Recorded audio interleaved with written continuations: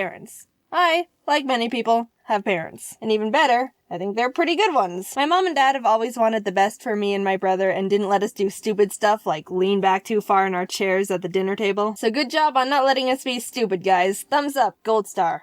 Well, I did lean back too far that one time, but I'll give you a pass on that one. And I learned my lesson. Everyone has some sort of guardian figure in their life, and I'm always going to be grateful I was able to grow up in a loving family with good parents. There's been ups and downs, arguments, disagreements, but when it all comes down to it, they're just looking out for me. Jaiden, tie your shoes before riding your bike. What do you know?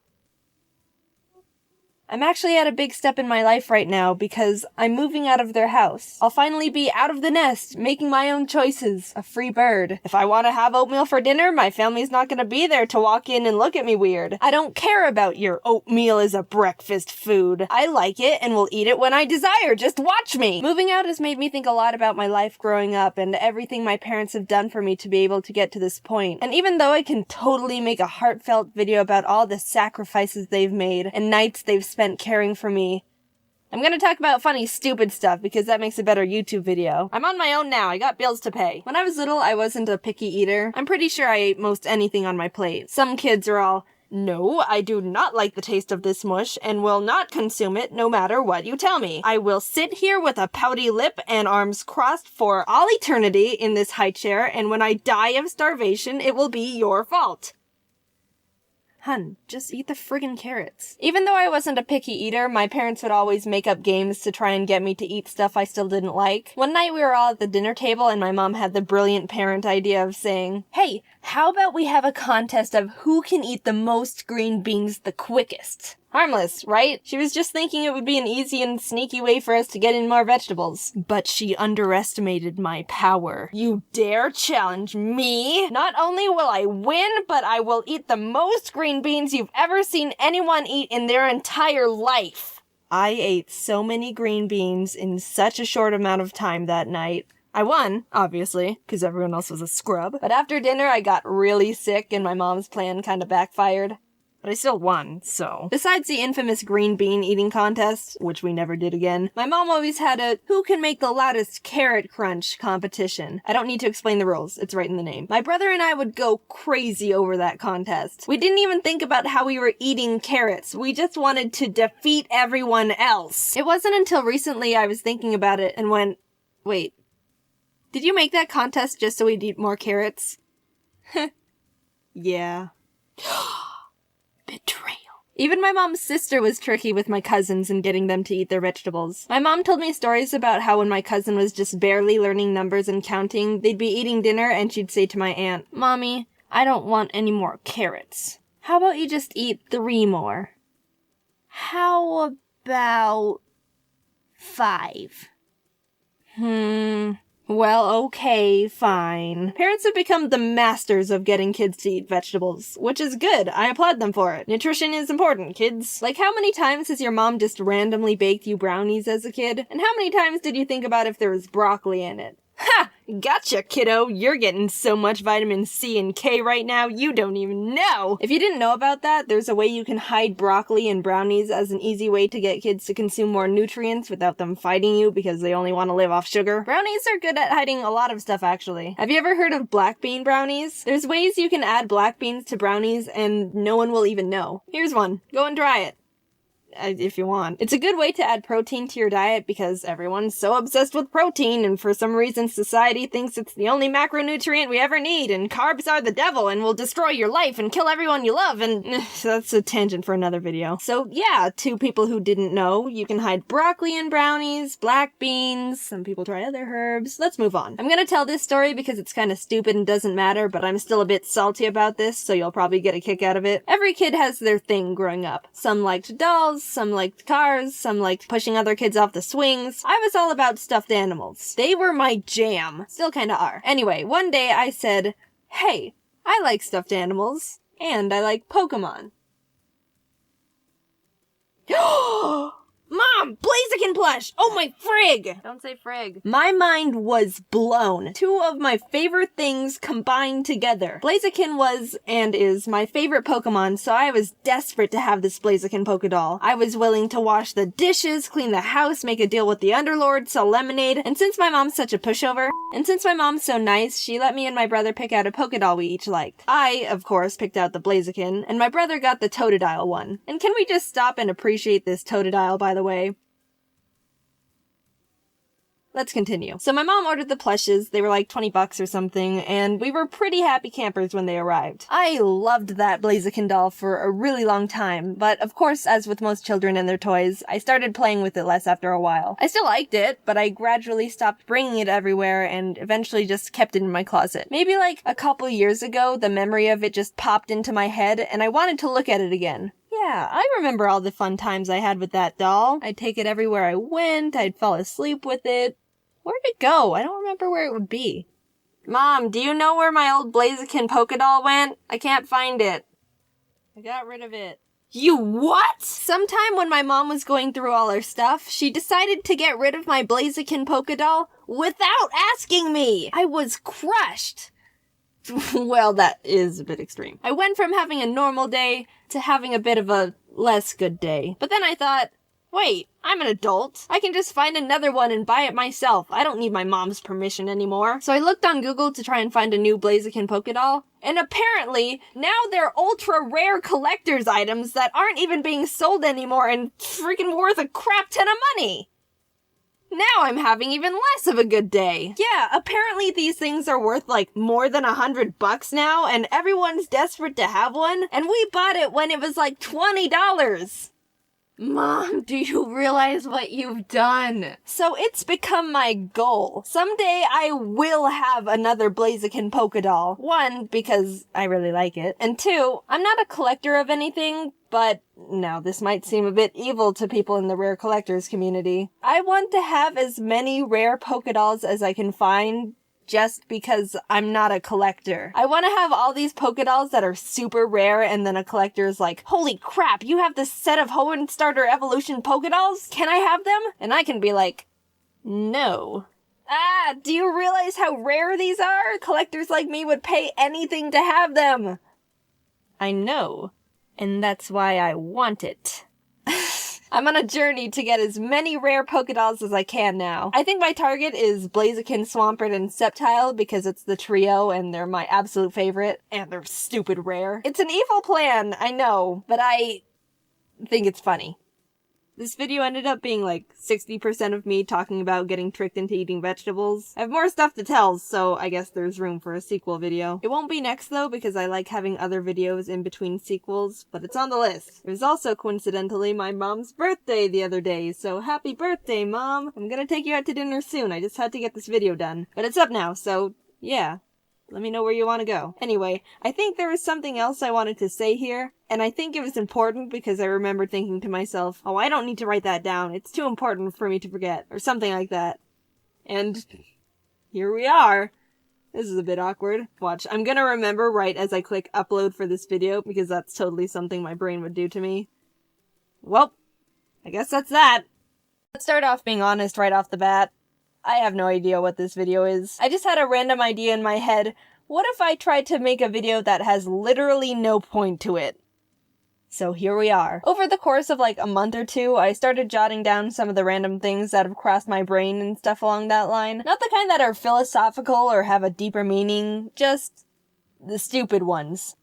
This video might change the way you view me as a person. Whatever, I don't care. Let's get started. I was going through my phone contacts the other week, and I was like, you know what? I want to get rid of the people I don't really need to have in here. Some contact spring cleaning. So I started deleting people I've never talked to, and the further in I got, the more I was thinking, who are these people? Where'd they even come from? Jacob Acorn? I've never met a Jacob Acorn before, the frick? And then there'd be people where I only added their first name.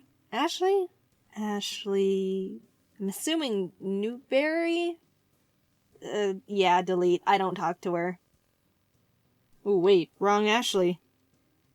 Well, I accidentally just permanently erased some other Ashley from my life. Also, that whole process made me realize I have way less friends than I thought I did. Like, I didn't have too many to begin with, but I deleted a lot more people than I thought I would, and my contact list is far smaller than it was before. What if dogs were the humans of the earth? Like, instead of a human society, it was dogs. What would they create? Would they build a government? What would their education system be? Would they create dog hobbies and dog sports? I'm not talking about the typical throwing frisbees and tennis balls. Maybe they'd create a game where they wear face harnesses with a scoop that can hold a ball, and they have to toss the ball into a hole on opposite sides of the court, each hole providing a different amount of points depending on its difficulty. Kind of like soccer or football combined with basketball. And there's teams, so they need to strategize and work together to win against the other dogs. Would they create art and music and invent things? Do they have passions that we couldn't think of? Like, if humans were just a wild animal, it would be much harder for us to realize that, say, playing a saxophone was your passion, because,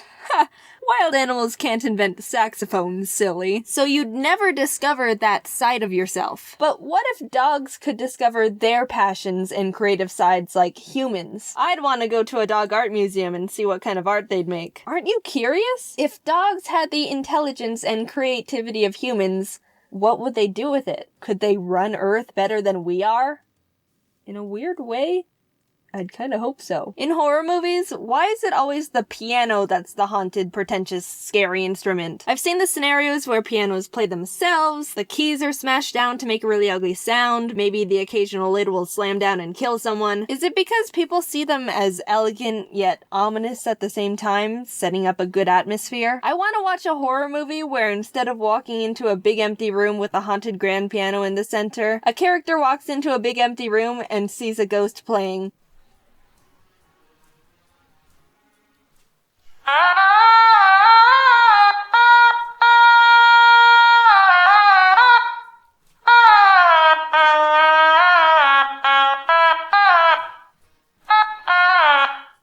I'd be much more engaged in a movie like that. Just saying. Why does nobody talk about half-popped popcorn kernels? They're just as good as the full-popped ones. After you've consumed 97% of your popcorn, you get to the kernels at the bottom, and instead of throwing them all away, you should crunch on the ones that are semi-popped. Heck!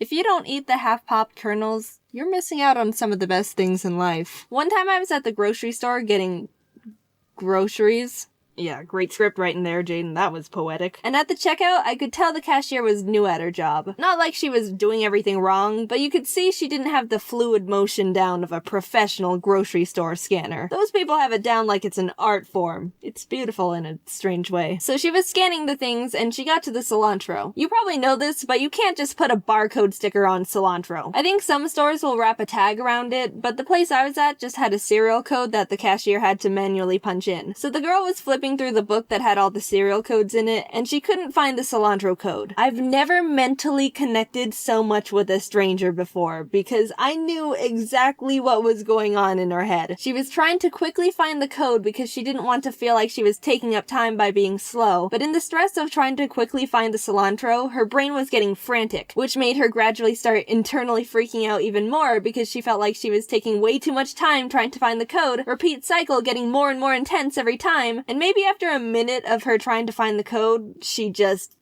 silently put the cilantro in the bag. She gave me free cilantro out of panic. It was a good day. Also, did you know there's a website dedicated to hating cilantro? www.ihatecilantro.com. They write haikus. Stressing about a close deadline is kind of relaxing in a sociopathic kind of way. We've all done it. You procrastinated a bunch on a project and are in the phase of crap, because it's due tomorrow and it's already 10:45 p.m. and you've only got like 0% done. But if you think about it, it's kind of nice to see it as, well, I'm totally stressed and panicked out of my mind right now and would rather just self-implode, but this feeling is only gonna last for a few more hours, since the deadline's so close. If you didn't wait until the last minute, it would have been a less intense but drawn-out feeling of dread while working, versus this approach, which even though is 10 times more mentally and emotionally draining, and likely very bad for your health, only has to last for like one day, maybe even 12 hours if you really push it, so pick your battles. But don't say I told you which one to choose. I'm not responsible for any crummy projects you haphazardly spit out. That's still you. My parents' house had really big windows in the living room, and sometimes birds would fly into them. Most often hummingbirds. Whenever one did, I would go outside to where it landed, and if it didn't die from slamming headfirst into a window, I would pick it up and help it calm down and recover from being stunned. A lot of people would probably say not to do that because it's a wild bird that can have wild bird diseases. And they're probably right, but imagine if you did that with humans. Some kid is outside running around, they blindly run right into a tree and collapse on the ground. You run over to help them, and when you get to them, you go, sorry kid, you've got a cold. Can't help you out, buddy. Also, are you envious that I've gotten to hold a hummingbird before? One even fluttered around me when it recovered. I'm a bird master. Like I said in the beginning, I was jotting all these down over a relatively long period of time, so I didn't just write all these in one go. And after looking at the list I made, I realized I wrote half-popped popcorn 2 separate times at different occasions. I guess past Jaiden just felt extremely compelled to talk about half-popped popcorn. It is really good, though. Why do kids on the internet feel the need to tell their age so frequently? You see it all the time. I'm 13. I'm 6. I'm 2. Is there a reason they do it? Do they think it's vital information they need to convey? Whenever I see a comment that starts with, I'm 9, and my brain kinda automatically writes off whatever they're about to complain about, I'm not saying people these ages don't say anything valuable to me. I really enjoy seeing, I'm 6 and really liked your video, because then it feels like that message was written with full child pureness. You know the kind. They're still innocent beings that haven't experienced the cruelness of reality yet, but any other time, it's just a detail that adds nothing else to their statement. One time I got an email that said, I love your vids, I'm 7. So I responded with, thanks. I'm 19. Do they feel like they're obligated to express their age? Do they think they're asserting dominance? Is it an accomplishment to them? More mysteries I have yet to find out. I'm not gonna lie, I won't lie, this is definitely... No, this video was really fun to make. It was so different and experimental and all over the place. I don't know, I just had so much fun making it. I was thinking about doing a video like this for a while, just like little random topics that aren't enough to make an entire video about on their own. I haven't seen anyone else do this kind of thing before either. I could be wrong. Maybe there's like hundreds of people who already made videos like this before and I'm not being creative at all. If so, then okay, whatever. Again, it was pretty experimental and just, I don't know, I kind of like the chaos and unpredictability of it. If you liked this format, I'd totally be down to make another one sometime. But if you're like, wow, Jaiden, this was the suckiest video that ever sucked, then I probably won't make another. That wouldn't be a smart move on my part. Well, I had fun. And that's all that matters. Also, see you at VidCon. Welcome back to Jaiden Doesn't Know How to Map Out Video Lengths. Okay, so here's the story from Japan, getting home from Japan I was gonna talk about in the last video, but didn't.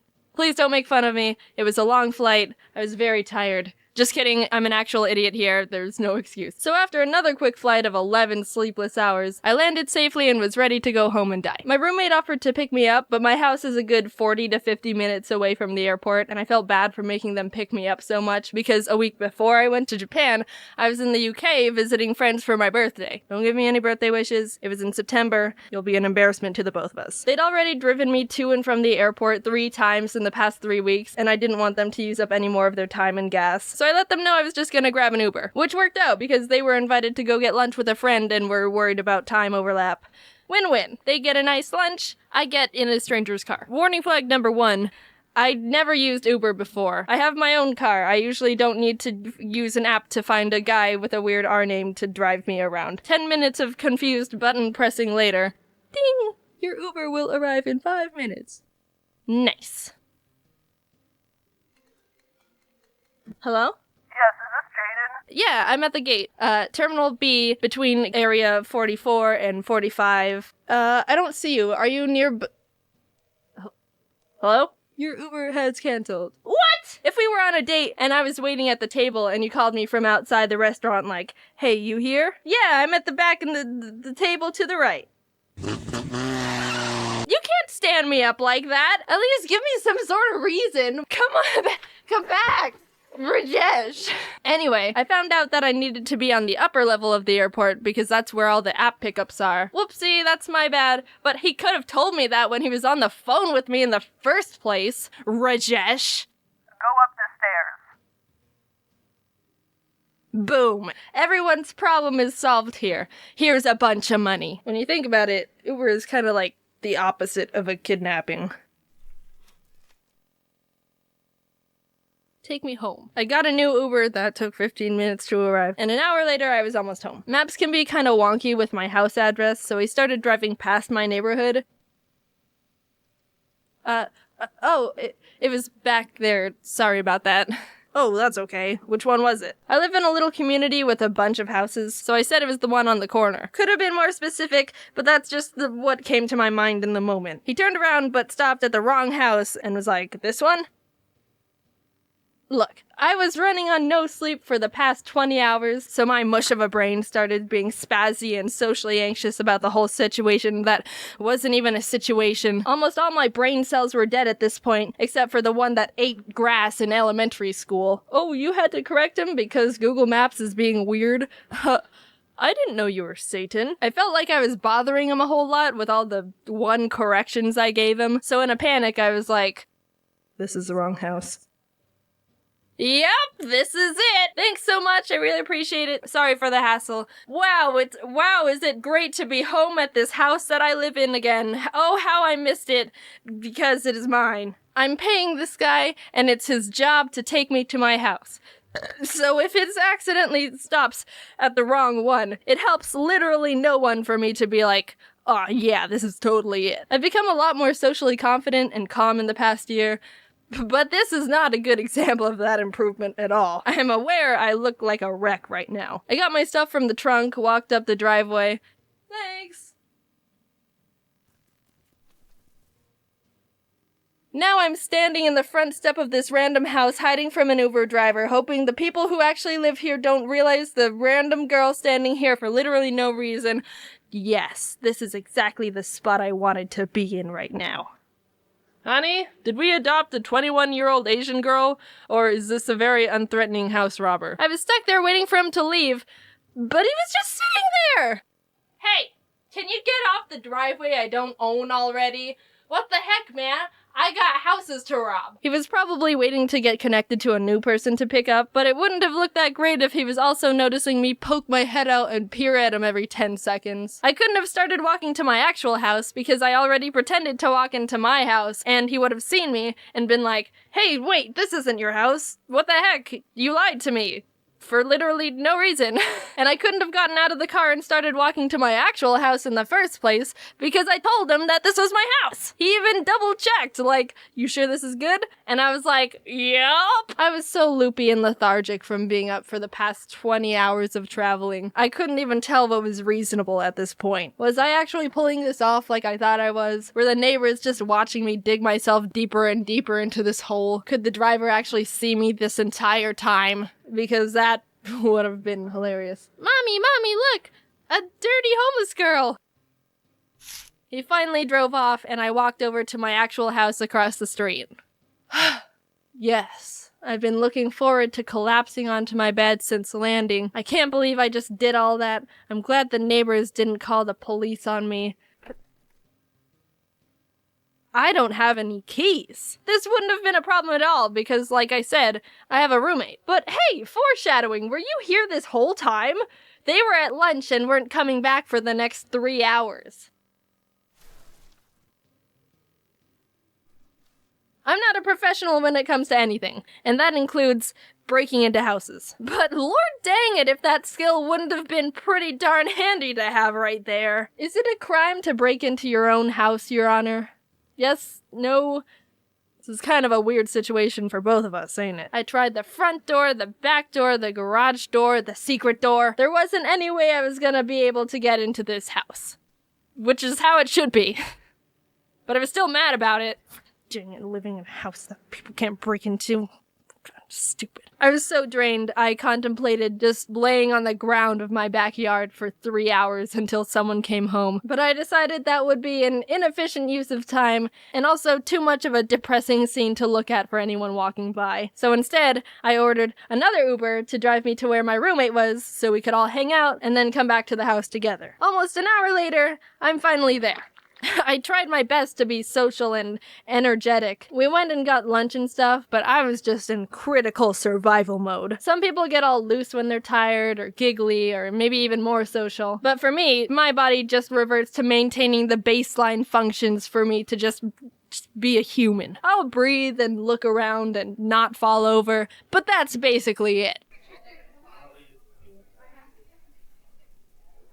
Oh my god, is Jaiden okay? They were getting sushi, so I tried to eat some, but coming back from eating sushi in Japan to some random place in California was just another variable of disappointing. I'm not having a good time right now. We got home, I crashed onto my bed, and proceeded to sleep for 17 hours. There's no moral to the story. I just liked it. It makes me laugh because I'm being stupid. But if I were to make one up last minute, make sure you can get into your house without keys because you never know when you're gonna need to get in without keys. That was really bad. Oh well, sorry, I don't know what else you want from me. See you later, but not in my house because you can't get in. Ever since that incident, I've always left my house with my keys, which is honestly what I should have been doing from day one. But you know what? Shut up. Thanks a bunch for watching the video. As of right now, VidCon London is coming up, and I'm really excited to go and see my friends and some of you. I feel super freaking lucky to be able to travel around and do this kind of stuff. Younger Jaiden didn't have any plans for the future, but this is definitely beyond anything I could have tried to imagine. Also, Ari's in the sound booth right now. Yeah? He laughs when I laugh. You wanna do it? You're dope. I appreciate you. Talk to you later. Bye.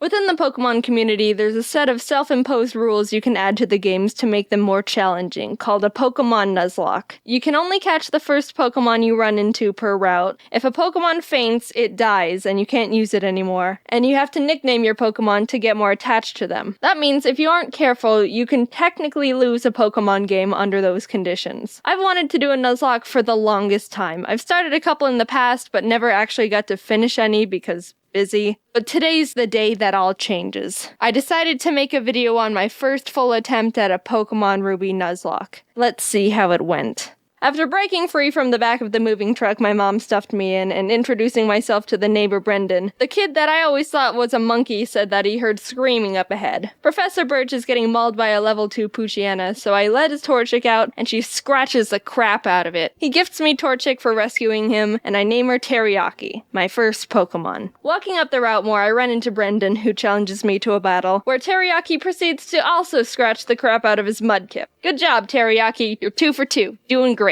Professor Birch gives me 5 Pokeballs, and the Nuzlocke has officially started. I walked back up to catch my first Pokemon and ran into a Zigzagoon. Alright, not the best, but I can work with this. You know, I think we're gonna have a really awesome adventure. Dude! So Teriyaki one-shotted Zigzagoon with a critical hit scratch, but whatever. Contain your murder a little bit, alright, guy? Route 102 is right around the corner, and that's where I was able to catch Corn the Seedot. Look at us, couple of friends ready to take on the Hoenn region together. After watching the weird kid Wally struggle to catch his first Pokemon, I continued on to Route 104 and found a little Talo in the grass. Aggressive and screams and hungry? Oh yeah, I know your name. In Petalburg Forest, a Team Magma grunt jumps some random professor, so Ari and Teriyaki peck his eyes out. Oh, hello, Shroomish. I'm gonna name you Onion. I make it to Rustboro, and while getting ready to take on Roxanne's gym, Teriyaki kills another Zigzagoon I was about to catch. What's your problem with Zigzagoons, dude? But it turned out alright, because she also ended up evolving. Onion was able to destroy Roxanne with ease, and we got our first gym badge. Exiting the gym, we catch a glance that Team Magma is up to no good again. Something about the scorching earth or something. And this old man exclaims that they stole his Pico. Here's your dog. Also, you're coming with me. The mayor thanks me by turning me into his errand boy, and I arrive in Dewford to give a letter to Stephen. Alright, what do we got? Ugh. Okay, chomps. After finding Steven, it was time to take on Brawley, the next gym leader. Ari's a stone-cold killer and easily earned MVP in that fight. Things were going well, 2 badges in, and the team is looking good. On my way to the next city, I caught a tentacle on the beach. Squidward. And after beating Team Magma and Brendan again in Slateport, it was time again to get ready for the gym battle with Watson. But as I was fighting some trainers, Chomps the Mawile got electrocuted a bit too hard and was killed. Jaiden, let's battle. I want to show you how strong I am. Okay.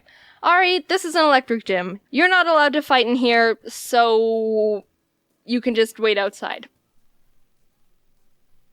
While battling the gym trainers, Onion evolved into Breloom, and together with Teriyaki, they were able to get another victory. Now we were riding high. 3 gym badges in and no main casualties. With our massive confidence, we decided to take on the Windstraight family's challenge of beating all their family members. I had Squidward out front to get him some experience, but we ran into some troubles with Grandma. Oh god, it's gonna do a high jump kick. We can take him out, but I need a clean switch first.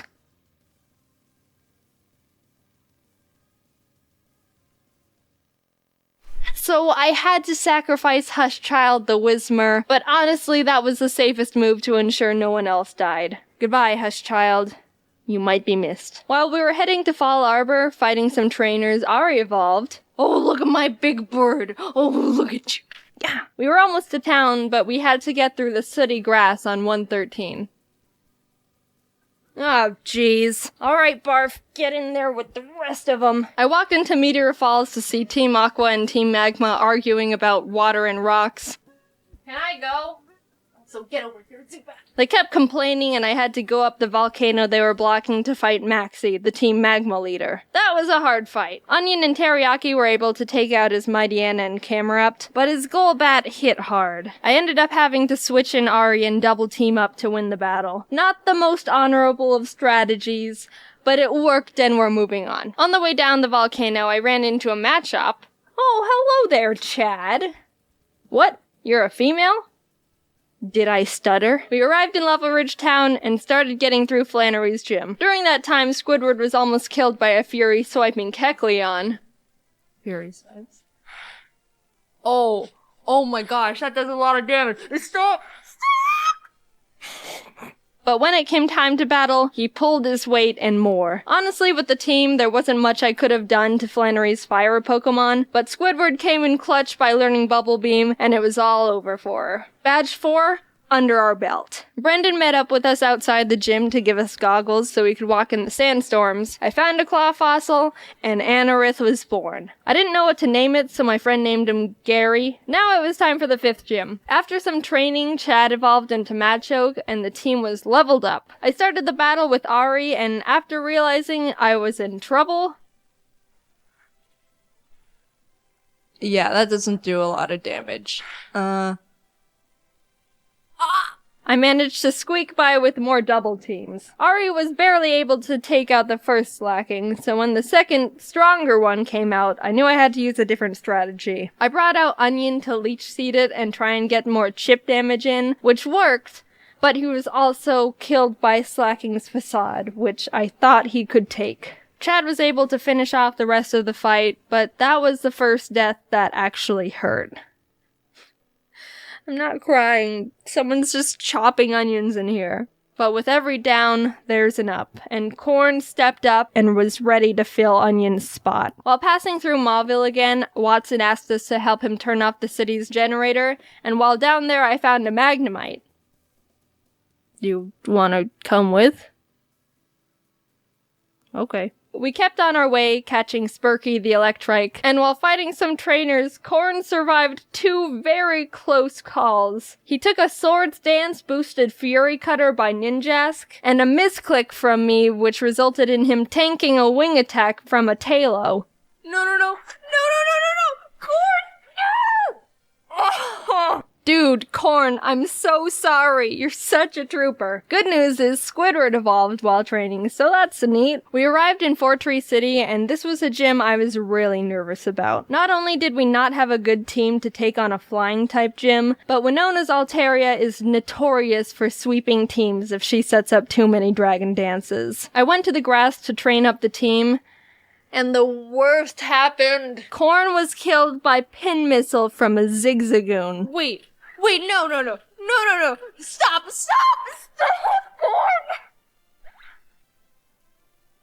Corn! Corn! You monster! How could you do this?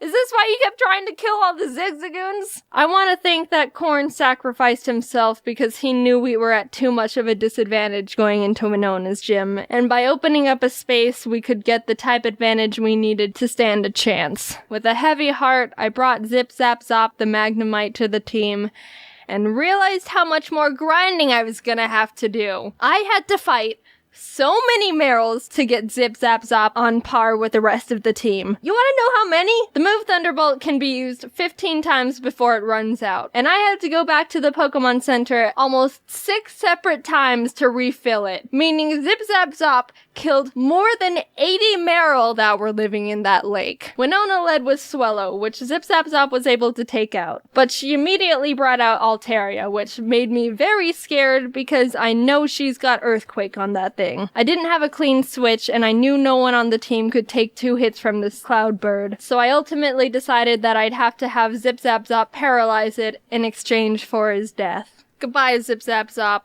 You weren't here for long, but your efforts will not be in vain. Oh my god! Somehow Zip Zap Zop lived the earthquake on 2 HP like a mad lad. Corn must have been looking down on us for that one, because there was definitely a 90% chance Zip Zap Zop was supposed to die there. With that string of luck, I was able to switch Ari in for Zip Zap Zop to predict another earthquake, and started chipping away at the Altaria, which was not gonna be easy. She was already starting to stack up those dragon dances, which make her moves even more powerful, and I was legitimately sweating. But with what little luck we had left, Winona got greedy and tried to get in that last dragon dance, and that's when Ari was able to swoop in and snipe that kill. If that Altaria would have decided to attack at any point, she would have one-shotted anyone and everyone on my team. Thank you, Corn. You shined your photosynthesis onto us. From there, I was able to heal up Zip Zap Zop and sweep the rest of her team. The 6th gym badge was ours. Outside the Safari Zone, I found a Duskull I was able to catch. I tried to have Gary on the team since resurrecting him from the dirt, but he honestly has no moves that do damage, so I decided to replace him with Sin. We arrived in Lily Cove and I tried fishing on the beach for a Pokemon, but Chad punched the Whalmer I reeled up too hard and killed it. We stormed Team Magma's base, and while trying to get the Master Ball they've got on the ground, an Electrode exploded and almost killed Chad, which was uncalled for. After beating their admin, they escaped into a submarine, and I went on to fight the next gym. Tate and Liza were the first double battle gym leaders, and I didn't realize until too late that I was just a tad underleveled for them. They don't have any more than 2 Pokemon, so I think we should be okay. 42?! Uh-oh. Sin and Zip Zap Zop made a good duo, being able to confuse and paralyze them, but Solrock managed to get off a Sunny Day powered flamethrower in Zip Zap Zop's face, which totally killed him. That really sucked. He put in so much work for the team and really carried us this far. The rest of this fight's for you, Zip Zap Zop. Squidward came out, and together with Sin, were able to finish off the duo, getting us our 7th gym badge. Alright, Spurky, you're up. I think I single-handedly wiped out the entire water Pokemon population between Zip Zap Zop and Spurky. I went to Shoal Cave and caught Blubby the Spheal, and went out to take on Maxie one last time. For some reason, I didn't learn my lesson when being underleveled for Tate and Liza, because I was even more underleveled for Maxie. My Deanna. It doesn't go down? This fight was rough. Chad was able to take out his Mightyena, but I resorted to Squidward when his Crobat came out, and luck wasn't on my side here because Squidward was killed by a high roll wing attack. The way Pokemon works is there's a small range of damage an attack can do. It's not actually the same all the time, and it's kinda based on chance. So even though it looked like Squidward could have lived 2 wing attacks, Maxie was able to get a low roll on the first one and a high roll on the second, which was the death of Squidward. But it wasn't time to give up. We had to persevere. For Squidward. Ari came in and took out the Crobat and lived on 1 HP when hit by Camerupt's Rock Slide. It was a tough battle, but we squeaked by. Barely. After that fight, I needed to take a step back and seriously grind up the team again. If we were just a bit more underleveled, we would have been murdered. Blubby joined the team and we got to work, eventually arriving in Sutopolis. Steven and the Sutopolis gym leader Wallace were there saying Groudon was in the cave because someone used the wrong orb and pissed him off. So I went in there, walked up to Groudon, and Master Balled him immediately. There's no way I'm fighting Groudon. Now get in the box. While fighting Wallace, Spurky was able to take out his Luvdisc and Celio. Sin beat his Whiscash, and Chad finished off the Milotic. The team was perfect. And after obtaining our final gym badge, I knew we were ready for the Elite Four. We got through Victory Road. Wally tried to fight us for the last time, but he just needs to stop. We exited the cave, and there it was. The final challenge. Here we go. Sydney was up first, and honestly, he wasn't a challenge at all. Chad and Teriyaki were able to take care of his team with ease. Phoebe wasn't difficult either, with Sin and Blubby being MVPs. Glacio was a bit tougher. Teriyaki was able to take out her Glalie, and Spurky could handle her Celios, but her Walrein was the big problem. Walreins are thick, can tank a lot of hits, and can do a lot of damage. I would know, because I have one. I brought out Chad and she was able to get in a good amount of damage, but she was ultimately killed by Blizzard. Sin came out to try and confuse it, but it broke through the confusion and landed a Sheer Cold. Sheer Cold is a one-hit KO move. It has a 30% chance of hitting the target and will fail if the target Pokemon's level is higher than the user's. But even under all those conditions, it hit, and Sin was killed. 2 great team members, down and out. Chad was with us for so long and pulled so much weight, and Sin got us through some really tough battles. Even with those losses, we were able to finish Glacia off and move on to the final Elite Four member, Drake. Drake's got a tough team, but we've got a Blubby, and she wanted revenge for her fallen comrades. She ice-beamed every single one of Drake's Pokemon. Just a straight-up massacre. And with that, it was on to the last battle. Steven Stone. I was legitimately nervous. I led with Spurky to take out his Skarmory as quick as possible, and Blubby was able to take out his Claydol and Aggron, but then came his Metagross. This might be the end. Metagross is Steven's strongest Pokemon, so I needed to hinder it as much as I could before it started doing serious damage. I knew his Metagross had Earthquake, which would definitely take out most of my team, so I had to have Spurky Kamikaze to get a paralysis off. Blubby came out again, and after a lot of hard work, finally beat the Metagross by spamming Surf. Teriyaki was able to finish his Cradily, and his final Pokemon was Armaldo, Gary's final revenge for getting booted from the team. I brought out Blubby because Teriyaki was pretty weakened, and after realizing she gets two-shotted by him, I knew she was gonna have to die. So with a heavy heart, Blubby pulled off her last Surf, getting Armaldo in the red, and was killed. Teriyaki, the Pokemon who's been with us from the start, who's seen her friends die in front of her, the OG, refused to let any more murder happen. Onion, Corn, Zip Zap Zop, Squidward, Chad, Sin, Spurky, Blubby. Their zeros and ones won't go down in vain. One good kick to the head, and we did it. We completed the Pokemon Ruby Nuzlocke. Teriyaki and Ari were the only survivors, but the whole team put in a lot of work to get us to number 1. A cheers to the true Mad Lads.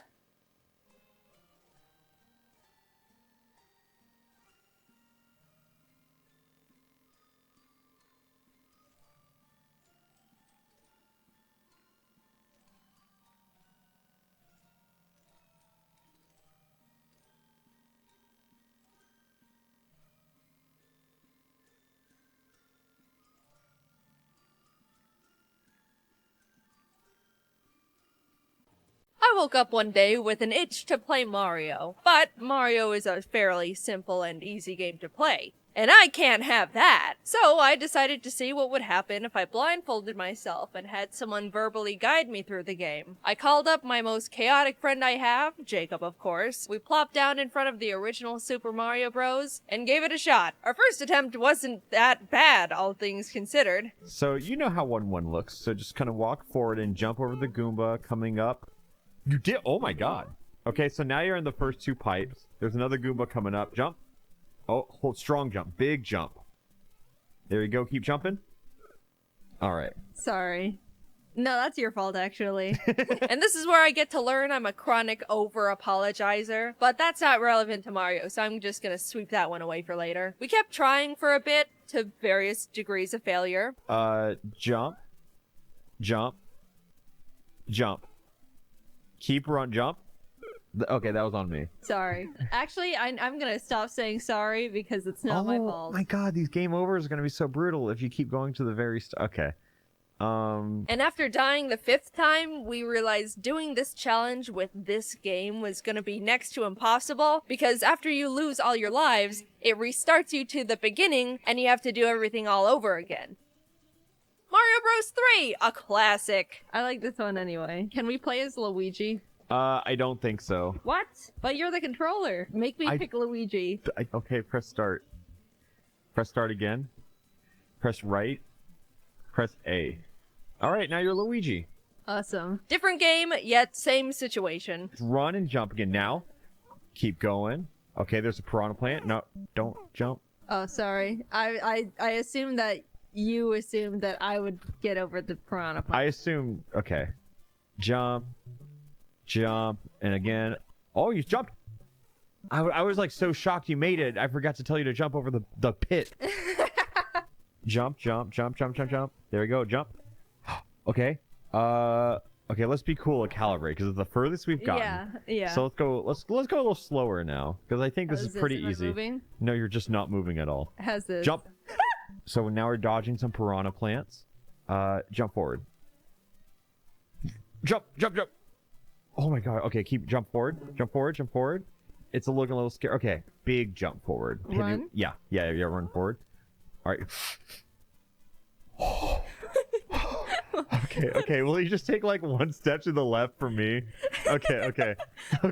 Oh my god. After getting a bit further and further with every few attempts, kind of a 2 steps forward, 1 step back situation, we managed to beat the first level in around 10 minutes. Run, jump, big jump forward, but like instantly.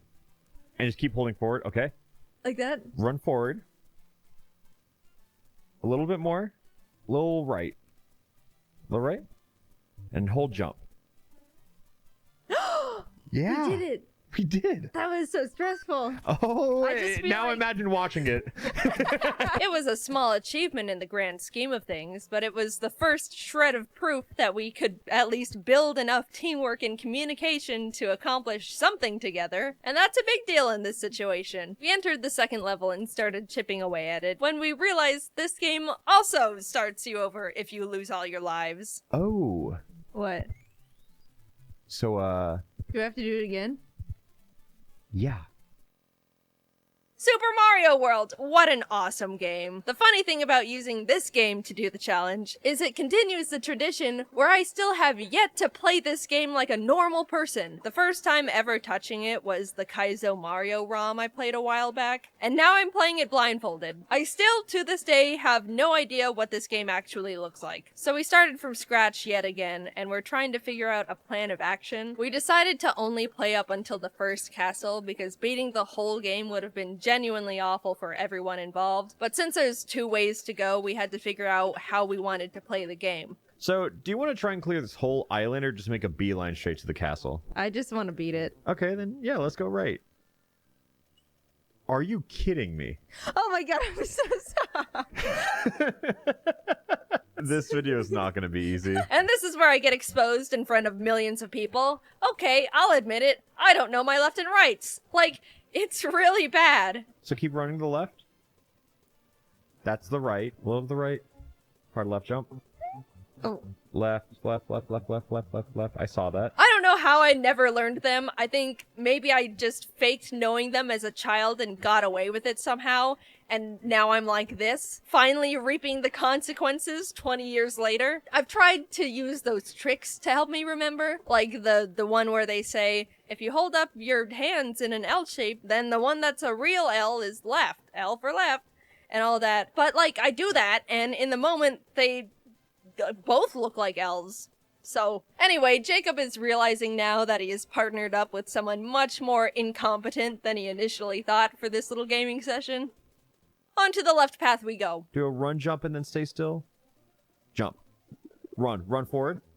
Oh, wait, stop, stop, stop. A. Run, and then stop. All right. Huge. Jump forward. Okay, wait, still jump. Now, yeah! Sorry. Okay, well, short-lived mushroom. Okay, walk forward. Okay, stay still. Jump forward. Okay, let's walk up a little bit. You can put some oomph in it. It's a slope you're climbing up. Now chill. Oh, a little more. Little more. Little more. A lot more. Even more. Oh my god, just, I'll tell you when to stop. Now stop. Jump forward. Jump, oh wait. Jump forward. Jump, oof. Jump forward, jump forward, jump forward. Alright, jump forward. Jump again. Okay, stay still. Jump to the right. Jump. After a lot of struggling and still not beating the level, we decided we should just make a beeline straight to the castle for our own sakes. And that was a good idea because we beat that one on like our first try. Time your jump. Now go. Keep run, jump. Just keep running. That's it. And you hit the bar. Did I? Yeah. That level felt like it was made for the blindfolded players. Even though that little win felt good, our newly blossoming confidence was short-lived as Jacob realized what the next level was. I didn't know if it automatically, I have to walk to it. No. Oh my god, this is... Uh-oh. This was a platforming level full of timed jumps, changing blocks, moving platforms, and a death pit over nearly every jump. It was truly the worst thing we experienced. What kind of jump? Medium. And jump again. Oh. Walk a little bit. Jump right. Need a little more jump from that one. A little more. Now jump right. And jump right when I say go. Oh, sorry. It's fine for you to mess up, but let's not jump to the left. Okay. Out of panic. I just feel like it'll undo my mistake. No, it doesn't. Okay. No. Jump forward. Jump forward. Okay, so that's 3 tight jumps. You're not dead though. Okay. What? Go to the left? You were just stranded. After making absolutely zero progress, we decided to backtrack again and play the optional level we tried in the first place, to the left, so we could flip the switch and make this level actually possible with a blindfold on. We were prepared to spend a lot of time on it again, like last time, but I guess after working as a team for like an hour at this point, we were starting to get the hang of it more. We were building more of a language for ourselves. We barely got to the checkpoint the first time we tried it, and then coming back to it, we beat it immediately. Jump. Big jump. All right, perfect. That's where we died last time. Oh, okay, cool. Okay, so keep going to the right. Jump forward and mash jump again. Oh, you didn't jump. That's fine. Damage boost. Keep going right. Commit. I just got so scared. Did we do it? Yeah, we did. Oh, yay! The switch was hit, and back to the worst level ever we go. But this time, a tiny bit easier, because at least we don't fall to our deaths every jump anymore. Jump. Jump. Jump. Good. You're going to medium jump to the right, and then you're going to do a big jump when I say go. Okay. So, medium jump. Perfect. Little left, jump. I never said right. I didn't know. Why would you assume something at a time like this? Because sometimes you say jump and I'm running right. And... No! If I could paint you this... Actually, Jane, take off your blindfold. Just look at this freeze frame we have. Okay, you're at the mushroom block again. Okay. So just press your A and then walk forward. What happened? You got it. Medium jump right, and again on go. I have no idea what happened there. Okay, so go to left and jump. Oh, no, you're just dead. Okay. That's fine. That's fine. He walks off the edge. No, he doesn't. Oh my god, run, jump forward. Jump forward. Jump forward. Okay. Go. All right. Perfect. Walk. Again, too much is death, so walk a little forward to the right. A little more. That's too much. What made the level really hard as a duo of helpless blindfolded person and guide dog was all the really tight and timed jumps. I don't know how big or far of a jump I need to do ever, so Jacob needs to try and explain every single one to me the best he can. And even understanding this is a tall jump with medium distance, I don't know how to do that. What's that mean? I just have to click the buttons and hope I clicked it the right amount. And if I don't, I hear the Mario death sound and Jacob sigh. Plus, a lot of the jumps had to be perfectly timed since the platforms move. That was like the worst part for us. Big jump to the right. Big jump to the right. Okay, go. All right. I take a few milliseconds to process the action and input I need to make, do it, make it a third of the time, and then Mario slips off anyway because his shoes got no grippies on them. We finally make it to the checkpoint, and it doesn't even feel good. It just gets worse. We've spent so much time on specifically this level, and only just now made it halfway. We keep trucking through. At this point, I think it's really starting to take a toll on Jacob. Oh, I passionately dislike this level. This is the hardest possible level to be blindfolded on. Okay. Oh my god. You didn't have the momentum for it. Oh, this is so hard. Oh my god, Jaiden, you do not understand how hard this situation is. Oh, this fucking level, Jaiden. This is so hard. We got to the end. We can do it again. Okay, hard right. Huh. I guess this isn't really, like, that big of a challenge for me. You're kind of the one who's having to do all the work here. Whoops. My bad. Sorry. Anyway. Okay, now we're going to do a big jump to the right on go. Not that go. Oh, Sorry. So, again on go, you're going to do another big jump to the right. Mm-hmm. Go. We didn't make it. Oh. And I'll tell you when to go left. Okay. Tall jump. Sorry. Jump right. That one was unfortunate. Not even your fault. Stop. Big jump right. Same thing happened again. Really? Oh my god, yeah. Okay, I'm gonna start looking out for that. This level was really putting our friendship and communication to the test. We had to take everything we thought we knew as individuals, throw it away, and rebuild it all together through verbal sign language. We started implementing different rules, like, if you're explaining what to prepare for a timed jump, lead with, when I say go, instead of leading with the input, because stuff like this would happen. Big jump to the right when I say go? Oh. I understand the confusion. And since we kept dying from Mario's slippery little slime shoes, we implemented that Jacob would say left, and I pull back on the jump so we land perfectly. A big jump to the right, and I'll tell you when to go left. Go. Left. Oh, this works perfectly. We were becoming a stronger duo with every death. At least that's what it felt like to me.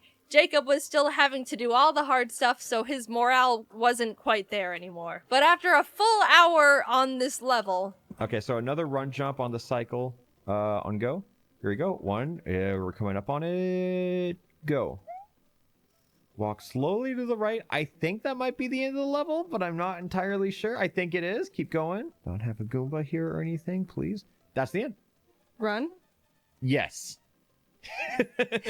Yeah, we did it! Oh, so many times I wanted to give up. But look at us now. We passed the goal and it felt like our souls left our bodies with how relieved we were. Since we'd been recording for a consecutive 2 hours at that point, I asked Jacob if he wanted to take a break, and he said, "No, I just don't think it's possible." So we took a break, one consumed pizza later, and our energy was rejuvenated, and Jacob wanted to be friends with me again. Since the levels were supposed to get more and more difficult, even though we had a pizza, we were still a bit unsure on how long their whole run was gonna be. But honestly, it turned out to be not what we expected at all. The stage before the castle was a water level with a bunch of platforms and fish and spike balls, and even though I had to learn how to swim at first... You can get out of the water, right? You just have to hold up or something? Just jump, mash. I mean, have you played this game before? No. We found a star power-up, and as soon as I got that, we beat the level immediately. Wow, that's the level. Wait, not yet. Go left. More. Now go right. Okay. Hold right. There we go. Mario just looking at the pipe for a little bit. The goal was touched after 3 minutes of attempts. Just like that, we were at the castle. I was optimistic because it was the last level in the run. But Jacob was not optimistic because he's played this game before and was worried about the boss fight. Which is reasonable. Also, I'd like to mention, when I was sifting through the footage to write the script, I saw this sprite of Mario looking up at the castle, and I was surprised for a moment because in the Kaizo hack, the sprite looked like this, and I didn't know that wasn't the original. I really need to play this game at some point. Jump. Right now? Yeah. What forward? I don't... You're gonna jump in place in a second. Now.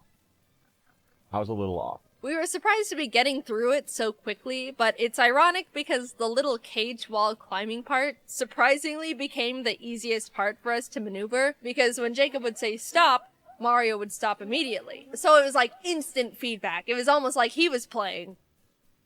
Okay, maybe not really. Either way, we got to the checkpoint, and after that was an auto-scroller. So now we have the auto-scroller section. Don't run. Careful. Now run. Jump to the right. Wait, actually, still jump. Ah, there's a fire flower there. Jump right. Okay, so jump and go right. Jump. Jump now. We struggled a bit, but honestly got to the boss really easily. Stay still. Run forward. Yeah. Oh my god. Okay. We're at the boss door. Oh. Funny little moment. We were standing in front of the boss door, and I wanted to take a moment to mentally prepare and get ready for the last little stretch. So I took my blindfold off just in time to experience a jump scare. Whoa. I didn't know they did that. It's terrifying. I didn't know they did that. That's so mean. The way the boss fight works is you have to jump on Iggy's head to shove him into the lava while balancing on a teetering platform. And we were really scratching our heads because how is Jacob gonna give me specific directions to jump on him perfectly, consecutively, and in the right direction if I need to keep avoiding the guy's fireballs and the ledge in general? We decided to just wing it. Jump, maybe? Maybe jump right. Okay, so this is gonna take some time. Spam jump forward. Okay. You still move forward a little bit. Get that mushroom. Alright, jump forward. Alright. Jump. Jump forward. Jump on. Fireball. Spam fireball. Jump. Okay. You did half of those things. What? I definitely did. Which one did I not do? Jump. Oh. Hear 2 fireball sounds and then start spamming jump. There you go. Jump forward. Jump forward. Okay, that's fine. You got a mushroom. Jump to the left. Oh my god. What? Did we do it? What happened? We did it, but we died before the game registered it, and so it didn't count. Huh, doesn't that sound familiar? As soul-crushing and slightly humorous as that is, at least we knew that it could be done with the right amount of luck. Which is another reason why I brought Jacob on board this project, because heaven knows I have nothing to bring to the table in that department. Fireball, jump forward. Oh, perfect. Chill. Jump to the left now. Jump to the left. Oh, too far left. Oh my god, that didn't hit. Jump. Whoa. Jump. Okay. Left and... Okay, so I think I got the strat now. Fireball, jump right. Okay, face left and spam... Wait. Now spam fireballs. Oh! That's it. What, really? Yeah. How? We got lucky. Awesome. That was easy. Yeah. By some miracle, we tossed that weird turtle into the lava without even looking at him. Probably the most disrespectful thing I've ever done in a Mario game. We beat the whole first world of Super Mario World blindfolded. What a tremendous feat we were able to accomplish together, and all because of the power of friendship. Did you have fun? I had a great time playing my favorite video game. Well, that's good. That's what matters. Did you have fun? Yay. All done. Thank you. You still want to do the rest of the game? How many levels until the next castle?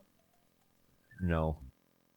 If you're watching this the day it was uploaded and everything is gone according to plan, that means I'm subathoning right now. And now that the video's over, you can come back to the stream. So you should do that now. Please come back. When it comes to the spirit world, supernatural, chakras, I'm indifferent. Normally, I just don't mess with any of it. Whether it's real or not, I'm sure not gonna fool around and find out. I'm here to live as normal a life I can, die, and then we can go from there. But I got curious. What would happen if I individually booked readings with a bunch of psychics? I mean, I don't even know what they do. I just know something about them being made of crystals and having 3 eyes or something. It's a world I've never explored before. Until today, I didn't even know what to expect. Would they all say the same thing? Different things? Would they say I'm cursed and demand to put a ritual on me? Who knows? I booked a reading with 5 different psychics. Let's see what they all said about me. I wanted to keep as much consistency in all of this as possible. You know, scientific method and all that. So I specifically booked a tarot card reading and palm reading from all 5 of them. That way they're all reading the same things for me and we get to be good little scientists in the supernatural community. Anyway, Psychic 1. I walked into the shop and saw a table with a bunch of candles and crystals on it. You know, the typical psychic stuff. Now, I've never gone to a psychic at this point. I didn't know what they were gonna do to me. Were they gonna say my name and say they've been expecting me? And for all I know, a real-life wizard could walk through the door and speak in riddles to me the whole time. But Psychic 1 was a 5-foot-tall, middle-aged white lady in a black spaghetti-strapped tank top and a ponytail. All the psychics had a bit of a different method of doing the tarot card reading, but the overall gist is they had me put my right hand over the stack of cards, say my full name, then I pulled 18 cards that would determine my reading. Psychic 1 pulled the cards herself though. I didn't get to pick them, so I don't know if that was a non-regulation move or all the other psychics let me pick my cards, I'm just saying. She started with what she read about me as a person. I'm my own boss and don't like being told what to do, which is like half true. Well, being my own boss is full true. Hi guys. In normal day-to-day life, I love having someone else tell me what to do. It's just nice to turn my brain off and put someone else behind the wheel. But with YouTube, it's true. I don't like being told what to do. With the Pokemon XD video, I was asking Jacob what I should do with the thumbnail, and he said I shouldn't have Shadow Lugia in it because it's not that eye-catching. And I was like, no, I'm putting Shadow Lugia in the thumbnail because I love Shadow Lugia. And then I did.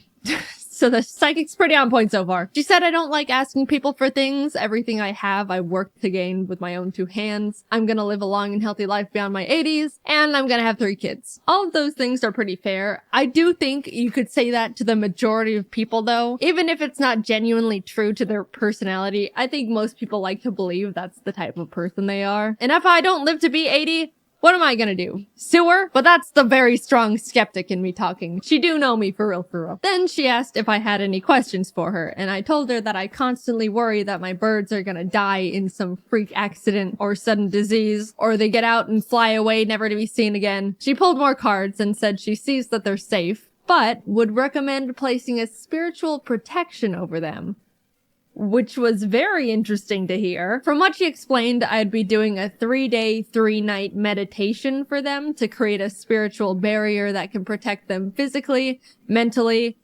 and medically. Promising medical protection is a big deal. You can't just throw that around lightly, might I just say. And to perform the meditation, I would need to buy the materials from her to do it. She was very big on making sure I knew I wasn't paying for her time, just the materials. Which, how thoughtful. Until she dropped the materials would cost $427. Let's just do a quick rundown on this whole session so we're all up to speed. During this psychic reading, this lady learned I'm my own boss, am successful enough to run my own animation team, care very deeply about my birds, enough to pay a psychic $90 to ask about their safety, and all I have to do to fully protect them from basically anything and everything in this world is set up this spiritual protection for the low, low price of $427. I didn't know you could repel cancer for under $500. Someone distract the government. I think we're onto something here. I just told her I don't have the money for it right now. A lie she most definitely didn't believe at that point, but I had to say something to stop this snowball in its tracks. And immediately she said, "That's fine, but this isn't something you should wait a long time on." Thank you, we'll be in touch. I never went back. For that being my first psychic reading experience, it spawned so many questions, but it did answer one I had beforehand, which was, how do psychics even stay in business? Because I am now starting to understand the business model going on here. Moving on to Psychic 2, I'll say this right now, this one was my favorite. She was really nice and we had a lot of good small talk. Her psychic reading room was a little closet in her house, and by the end of the session, it was very warm in there. But I had a nice time. Same situation, got a tarot card and palm reading. I think she said she gave me a general spiritual reading as well, and this all cost $90, just like the last one. What she said was all very positive. She said she sees me making a name for myself in whatever industry I'm in. That was genuinely the first thing she said to me. I didn't tell her about my job or anything. She sees a lot of new and exciting opportunities coming for me in the new year. I got all these readings done late 2022, so by the time this video actually comes out, we get to see if that's true. She also said I'm planned to live a long and healthy life past my 80s, and she foresees me moving to a different location sometime when I'm older, which is most likely true. I don't like LA. It freaks me out. She identified my bad time of the day, which she said is 3 a.m. Again, true. If life gets a bit too hard to handle, I will absolutely have a meltdown in bed at that time. But also, everyone has a meltdown when they're broken and it's late at night. That's a universal bad time. They even wrote a rule in life about it. Nothing good happens after 2 a.m. But it's good to be more aware of because I forget and 3 a.m. hits different some nights. She said I've always been connected to animals. I'm gonna be a mother of 3. Okay, the other psychic did say that. Mental note. And for some reason said I should get into hiking, which just sounds like a nice hobby recommendation. I didn't know tarot cards and palms could say that. I asked her about my birds. I didn't get the spiritual protection from the other psychic, so they are still in jeopardy. And she said although she's reading that they should be safe, if I'm worried about any medical issues, I should just go to the vet and get general checkups done.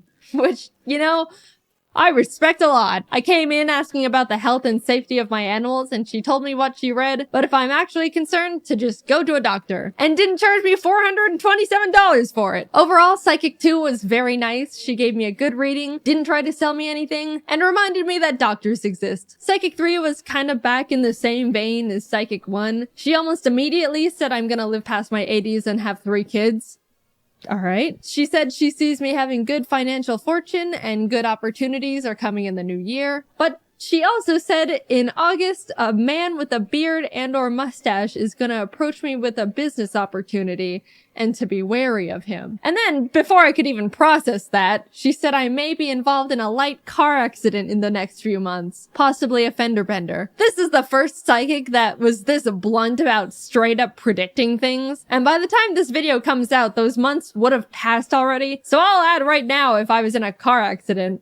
She also said someone near me is gonna have a baby and that I'm gonna become very attached to it. And that's gotta be the most incorrect sounding prediction of all the psychics so far because I am not a fan of babies. I don't like them. I think they are weird and unpredictable. I do not care who in my group of family or friends has a baby. I'm staying the hell away from it. She went back to reading me as a person, said I'm very trusting and to be aware of jealous people that are around me. In this industry, that's pretty fair. Then she said it seemed like I had a big purchase on my mind, to which I admitted there was something expensive I saw that I've had my mind on for a while. She asked what it was because she foresaw it being good for me, and I told her about the new giant Altaria plush that Pokemon announced. I don't think that's what she expected though, because she seemed to lose a little focus after that one.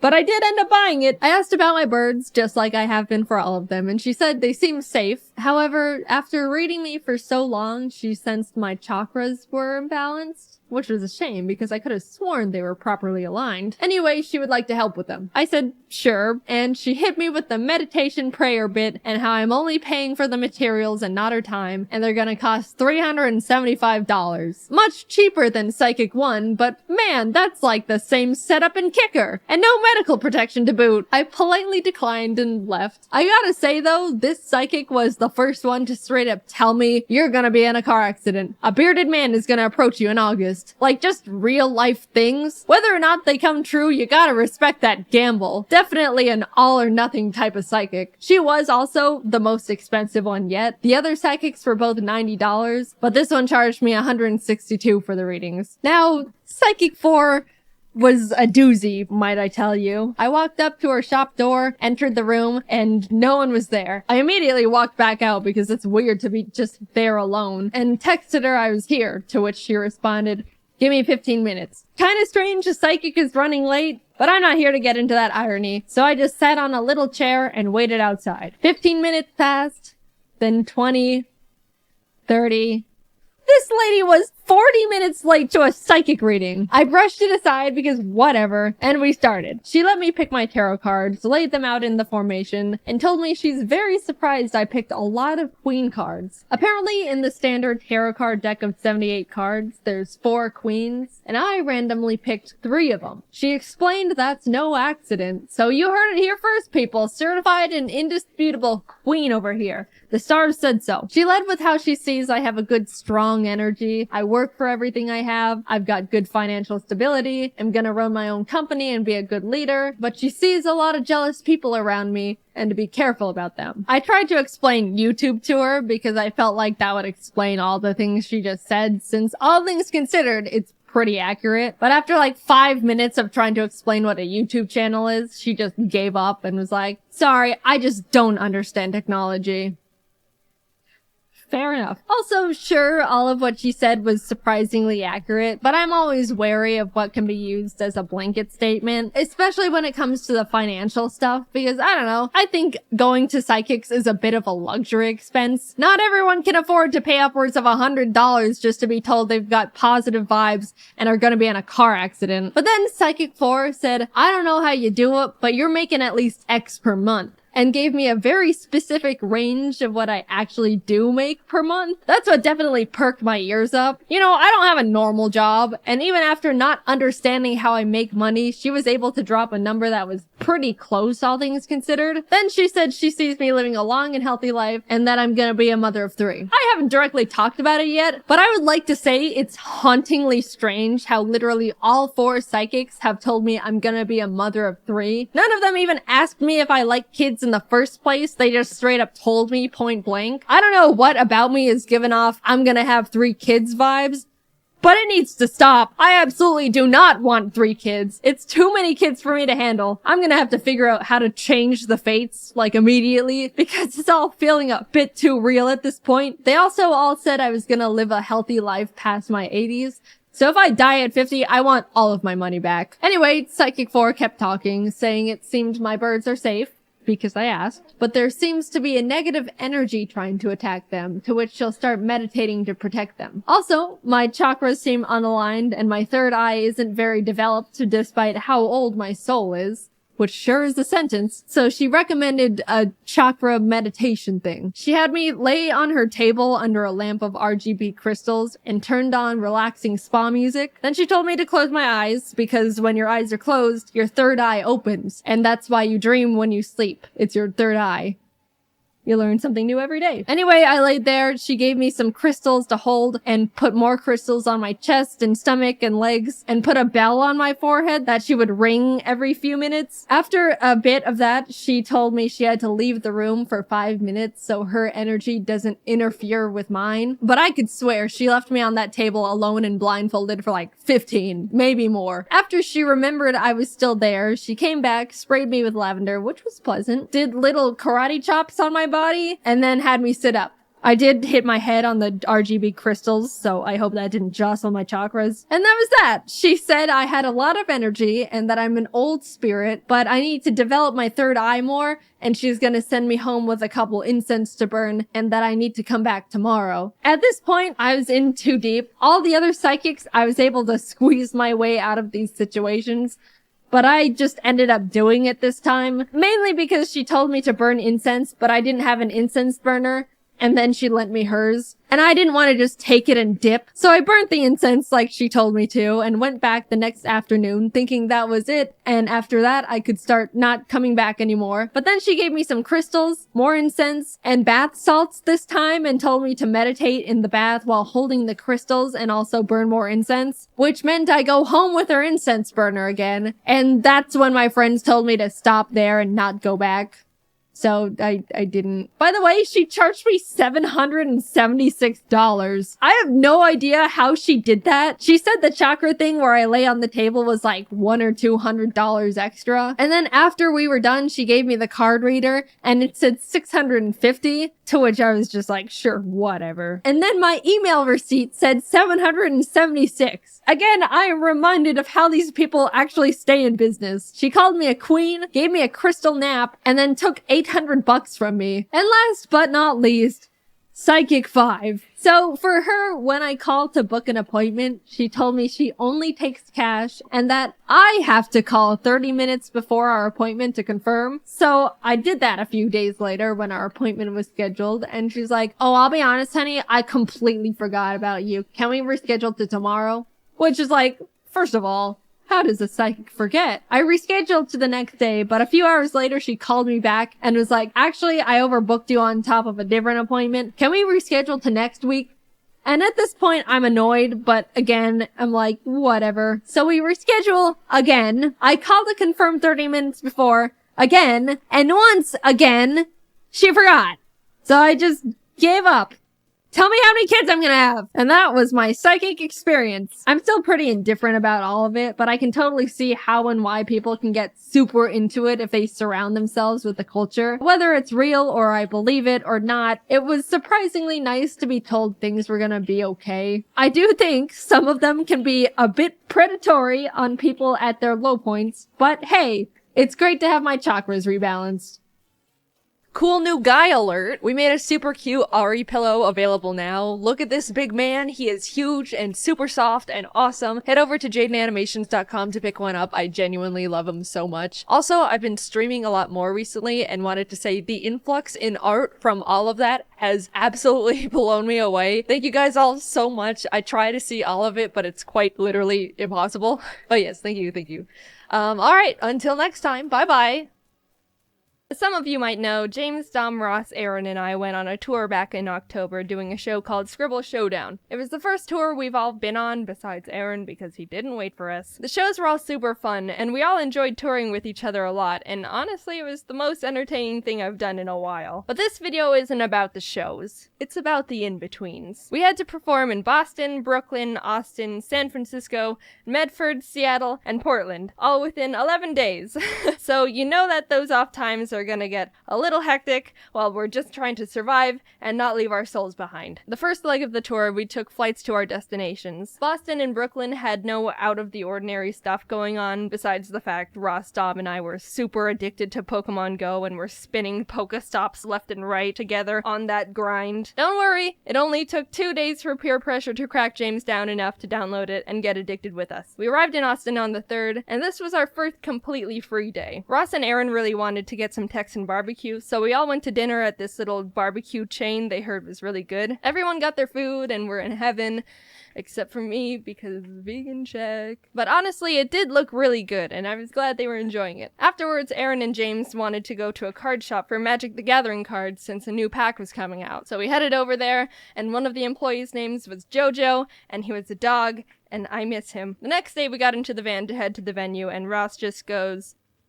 "So, did anyone else have a rough night last night?" Turns out, Ross, Dom, and Aaron all got food poisoning from their barbecue. James and I were safe because I didn't eat any, and I don't know, I guess James is weird. The next free day we had was in San Francisco. We were a good 5 days into traveling, and some of us were running out of clean clothes to wear, so instead of finding a laundromat, we headed over to a Target nearby to just buy new ones. After shopping a bit, we noticed there was a huge arcade right next door, so of course, we went in. Aaron and Dom played some DDR, but what caught Ross and James's eyes was this big, elaborate VR setup where the players are strapped into these adult baby walker-looking things. I mean, anyone with eyes could tell this thing was jank as hell, but that just made it more essential to play. Ross asked the guy at the stand if they could play, which the guy said they needed arcade cards to scan, so they went and did that, and when they came back, the guy was finishing up working at the bumper car booth, looked over at us, and just walked out of the arcade and left. Rude. We got another person over and Ross and James got set up, and I think this video explains the whole thing.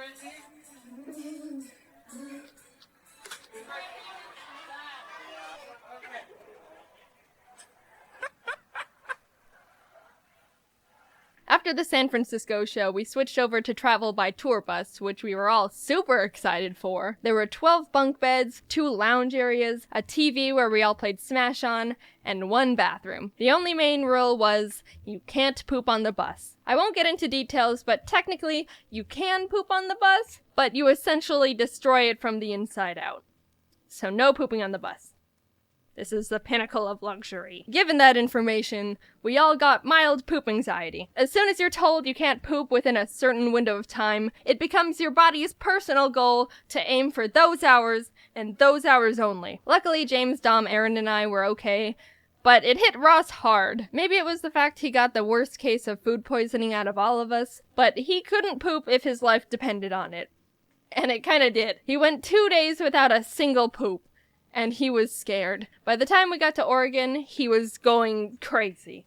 Guys, I've got to poop today. I don't know what I'm going to do. We all checked into the motel rooms our tour manager Matt booked for us to shower and finally do laundry, and had a bit of time to spare. So, as the friends we are, we decided to dedicate it to trying to help Ross poop. Aaron shared some poop exercises he said always helped him, and I pulled up this song on YouTube my friend showed me that was titled Music That Makes You Poop. And with all variables combined, I think it was working.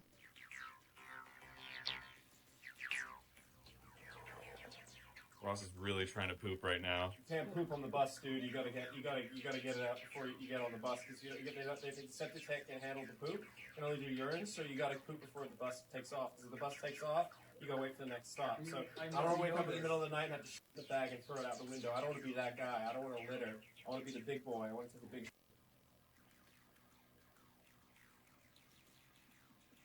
After that whole ordeal, Ross, Dom, James, and I went out to catch some Pokemon. Aaron stayed in the bus to build some magic decks, but the area we were parked in was a bit sketchy. The laundry room sink in the motel had a marijuana in it. So Ross found a knife and we held it while catching a bunch of shroomish. It was well worth it because James, Ross, and I all found shiny Pokemon at the exact same time. By the time we got back, James and Aaron were really hungry. Ross, Dom, and I got Taco Bell, but we also all had that this morning, so James wanted to try and find something else to have, which was a mission failed. So he and Aaron went out to get Taco Bell, but by the time they walked over to it, only the drive-thru was open. They tried to just walk up to the window, but to no avail. They didn't have enough characteristics to pass as a car, so they had to turn to the only option they had. Call an Uber to go through the drive-thru in. It worked! So basically all of us had Taco Bell for breakfast, lunch, and dinner. We were living like kings over here. In Seattle, we got to the theater, and Matt reserved another room for us to shower in at the hotel next to the venue. I wanted to wash my face, and Ross wanted to freshen up, so as we were walking out to go to the room, Matt grabbed us and said, "Look, when you walk in, don't talk to the concierge or anything. Don't even look at anyone. Just go straight to the elevator and head up to the room." So we're like, okay. We walked in and did exactly what Matt said. Didn't talk to anyone, didn't even breathe in anyone's direction. No oxygen was stolen. Just went over to the elevator, pressed the button, and then out of nowhere, the manager pops out of a mystery door right next to us that we didn't even know was a door and goes, "What room are you going to?" Dude, he was like an NPC in a video game that teleports in front of you to prevent you from going out of bounds. Ross and I were stunned and just went, 601? And the manager goes, "You're not the person who booked that room. I've known every guest in their respective rooms in this hotel since 1975. You're not allowed in there. No visitor policy." What kind of hotel has a no visitor policy? It's a hotel. Visitors is their business. So we went back to Matt and explained what happened. One of the managers at the theater went over to talk to the manager in the hotel because the hotel owns the venue. But the thing that was really annoying to us was that we were the ones who were performing at the venue, which directly affects the amount of rooms they sell. I should give them some slack though. To their credit, they did tell us they'd let one more of us go into the room if we paid a fee of $80. But the theater was really nice to us and the Seattle audience was great. Before each show, we had a VIP Q&A section, so when we finished that, we have like an hour before the actual show, and during that one in-between hour, there was a Mewtwo raid in Pokemon Go, which doesn't happen too often. So you already know that Dom, Ross, James, and I were frothing at the mouth. Oh my god, we gotta get that Mewtwo! After the Q&A, we all got up calmly, walked off stage, and when we were out of sight, literally bolted out the back door of the venue and ran down the street to a Mewtwo raid. By the time we finished it, there was a crowd of like 30 people also catching Mewtwo. Not people who watched our videos, just normal people who all just wanted a taste of the Neutron style. We all caught a Mewtwo and actually had time to get another before the show starts. So there was a march of 30 people just playing Pokemon Go, working together to get Mewtwo's, and it was the most beautiful thing I've ever been a part of. Also, James caught a shiny 3-star totally all by himself. Ross definitely didn't need to help him, and made us all jealous. The tour was so fun. I couldn't have chosen a better group of friends to travel and do a show with. The team that helped us was amazing, and the shows were so fun to perform. Every city had an amazing audience, especially the ones where I won, and it was a really surreal experience. I really want to thank you for helping me get to this point, and I still can't believe I get to do this crazy, awesome stuff for a living. So now you might be saying, "Man, that sounded like a great tour. I'm sad I missed it." Well, this end card is the one for you because we're actually doing 2 more Scribble Showdown tours. In July, we're going to Phoenix, San Antonio, Kansas City, Minneapolis, Chicago, Cincinnati, and Toronto, Canada. Then in October, we're hitting Los Angeles, Orlando, Atlanta, Nashville, Washington, Brooklyn, and London in the UK. So if you're in the area, why not stop by and see the show? Get tickets at scribbleshowdown.com, and we hope to see you there. Also, I'm recording this on my phone because I don't have my microphone right now. Ha!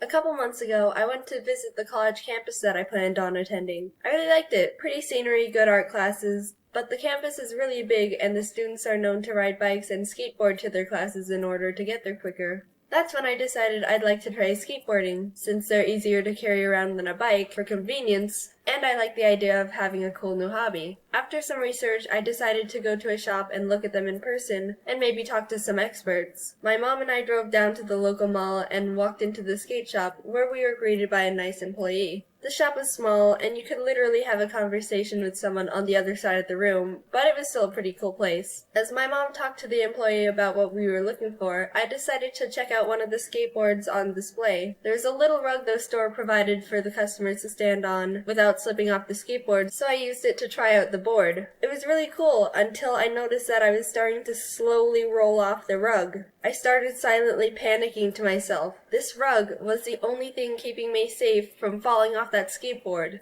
I needed it. I trusted it. And it was betraying me. Stop it!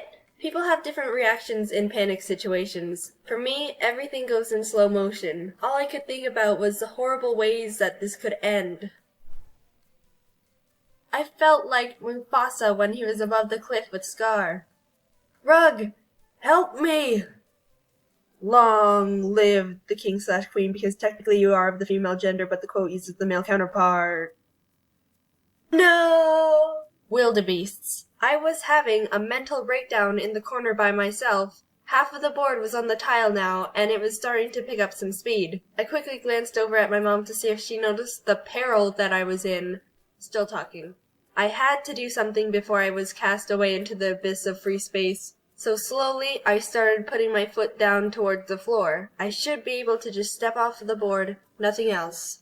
Oh God, don't do anything stupid. Don't do anything stupid. But the thing was, as I was stepping off, the weight on the board became unbalanced, which forced it the opposite way I was getting off. This caught me so off guard, I stumbled backward, launching the skateboard across the floor, and watched as it slammed very loudly into the show rack that was holding other boards. Everyone saw, since we were basically breathing down each other's necks in a shop the size of a bathroom. My initial reaction, as it is to most things, was to just laugh it off. But it was just a really awkward laugh that I was using to try and say, "Oh, oops, I'm sorry, I'm such a klutz." But on the inside, "Stop, don't look at me, no." We left, and every time I pass that store, I just cringe. I can never return there ever again. Wildebeests.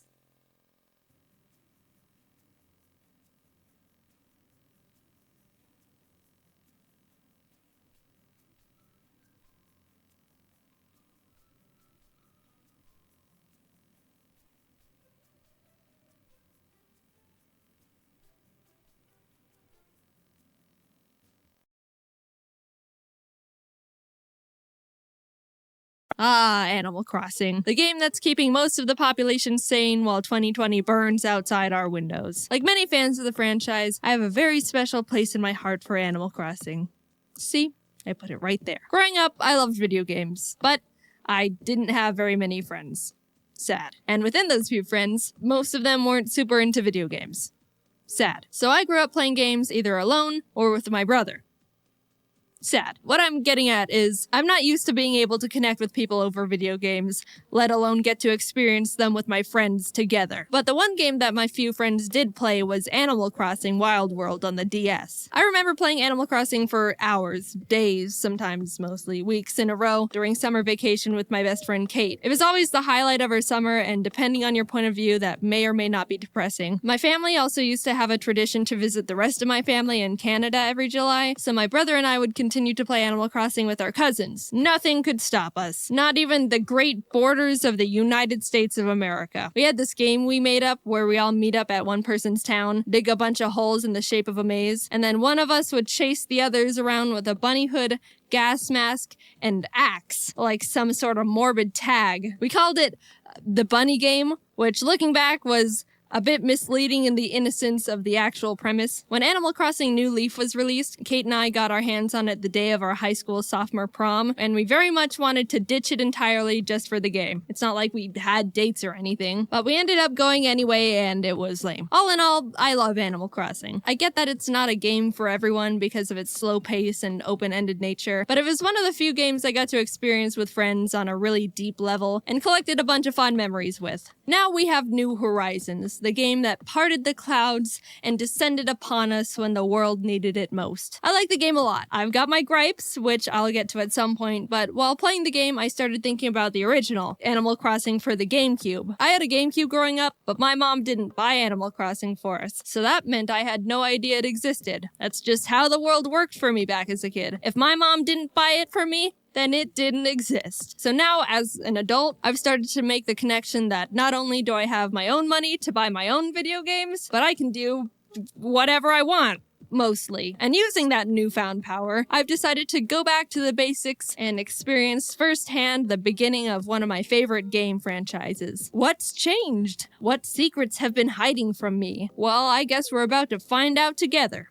The classic train scene. Rover walks over and asks if he can sit with me, promising not to fall asleep and drool on my shirt, to which I reply, "No way!" Wow! It's nice to know there's still plenty of rude people in the world. And he sits there anyway. So you go through the typical beginning of an Animal Crossing game. Who are you? I'm Jaiden. Where are you going? Mustard. What's your credit card number and mother's maiden name? September 27th. My friend has a house for you because you're stupid. Okay. You arrive in town, meet Tom Nook, and he offers to let you check out the vacant houses he's got. Let's see. We've got medieval torture dungeon, haunted backyard garden shed, Chinese sweatshop locker room, and 15th century empty pool. Yeah, I'll take a locker room, please. After settling on a place, Tom Nook asks for the payment of 19,800 bells, to which I realize I have nothing, so I'm like, no. And he's like, you better freaking give me the money. So I'm like, here, to which he realizes I barely have even 0.05% of what he wants from me, and he straight up laughs in my face. You only have 1,000 bells? You're joking with me, right? Why, you're so short, I can't help but laugh. So he puts me to work at his shop to earn the rest of the money. You get various tasks to complete for Nook, be it planting nice flowers around his shop to make it look nice. I planted them around my house. Meeting the other villagers, making deliveries. Bro, when I delivered this Sue E chick her, signed copy of the Notebook on Blu-ray or whatever junk she ordered, she completely just destroyed me out of nowhere. Boy, that's mine. Why do you have it, Jaiden? Are you working for Tom Nook or something? Oh, you are? How amusing. You mean to tell me you didn't have enough money to buy a house when you moved? Well, how silly. Were you the mental run to the litter or what? Oh, I'm just having a little fun with you. I suppose everyone has to take a bold step once in their lives. So, you must not have any money to buy furniture. Don't be ashamed. Here, take this blue wardrobe. You simply must take it. I bet you go home to a sad little empty house every day, don't you? It may not be much, but beggars can't be choosers.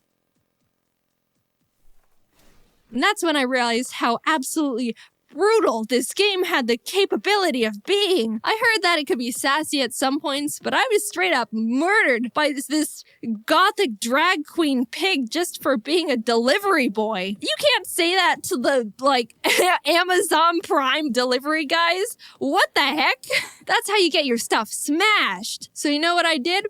I sent the biggest guy in town, Rocco, a letter and used my smooth talking skills to try and send him a signal and take care of her. And just in case that didn't work out, I made a community bulletin board post to warn the others. After you finish being a corporate wage slave, the game finally becomes the Animal Crossing experience I'm used to. Catching bugs, finding fossils, waiting an entire week for Tom Nook to finally sell a stupid fishing rod. I'll admit, coming from New Horizons, the original Animal Crossing doesn't have much to offer. Maybe it held up better in the past, or I was able to have more fun with it because I was younger and easier to be entertained, but I found myself strapped on things to do. Sure, I could fish for 2 hours straight to make money, but I could also just play another game. Why I think New Horizons is the best game in the series so far, big asterisk on the so far, is that it saw where players were taking the franchise and ran with it far beyond what we could have hoped for. Oh, people really enjoy being able to customize their house and are using the little pattern spaces to make cool paths for their town?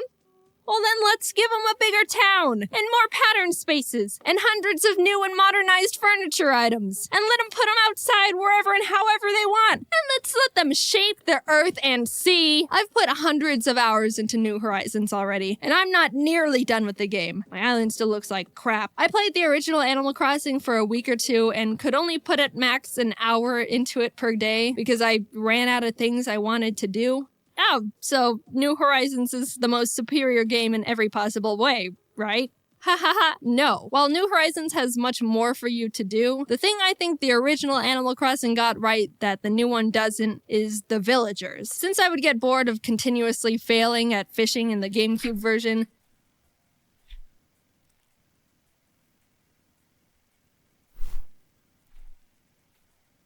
I found myself talking to the villagers much more often, and that's where I had the most enjoyment. The conversations with the villagers in the GameCube version have so much flavor. Sure, Sue E called me a mental run to the litter just a minute ago, but that brought out something in me that New Horizons hasn't been able to do within 300 hours of me playing. Talking to the villagers in the GameCube version made me remember why I liked the game so much as a kid. They say and do interesting things. I don't know if it's just me, but New Horizons has some of the blandest text I've seen in Animal Crossing yet. It feels like what they say is limited to 5 things, and I honestly don't enjoy talking to them and haven't built a single connection to any of them on my island. I don't care who moves in, just so long as they're really super hot. I'm talking hunkalicious. Feels like it's been raining all the time lately. I hate getting wet. Jaiden, you feel the same, right? No, actually, I don't really mind. Oh, really? Well, why don't you just stay in the rain then, since you love it so much? And I hope you catch a cold! I don't know what it is about me, but I seem to be just as popular with boys and girls. It's madness. Meanwhile, in New Horizons, hi, Jaiden. Sometimes I like to sit. No, I don't want any! I'm telling you for the last time, you foul creature! Go away, hippie! Oh, wait, it's just you. I thought it was another one of those weirdos handing out tissues. Hi, Jaiden. I've been having a good day. All right, see you later. Shrivel up and blow away, shrimp! At one point, I walked up to Sue, and she just started screaming. I'm begging you! Would someone please change that hideous town tune? Jaiden, I highly doubt you have a talented bone in your body, but you do seem to be able to run fast. So be a dear and go change that horrible music, would you? So, of course, I changed the town tune. Anything for Sue, her wish is my command. I'll say, normally I'm not a big town tune changer in the games, but this one made me laugh.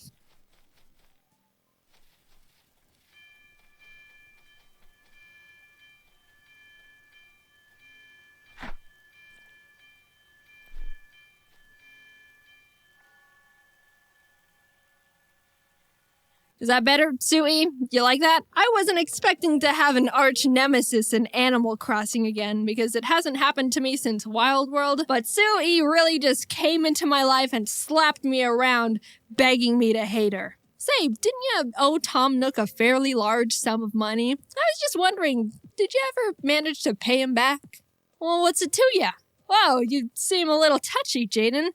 I guess you're still just a burden to society. But that's what Nintendo got wrong in the new games. I want drama. I want enemies and bloodshed. The animals in New Horizons feel like just objects for me to judge on appearances and get items from. All in all, I very much like Animal Crossing. I know New Horizons isn't for everyone and is far from perfect, but I'm a big fan of the type of game it is, and the cons don't outweigh the pros for me. Do I wish the villagers had a shred of life to them? Yes. Do I hate the new music they wrote for it and desperately want to have the old music back? Yes. But I can put my Godzilla statues together like they're on a date. Is the old Animal Crossing lacking in objectives and even slower than I could have imagined? Yes. But at least I get verbally abused by my neighbors and can hit Sue with my net.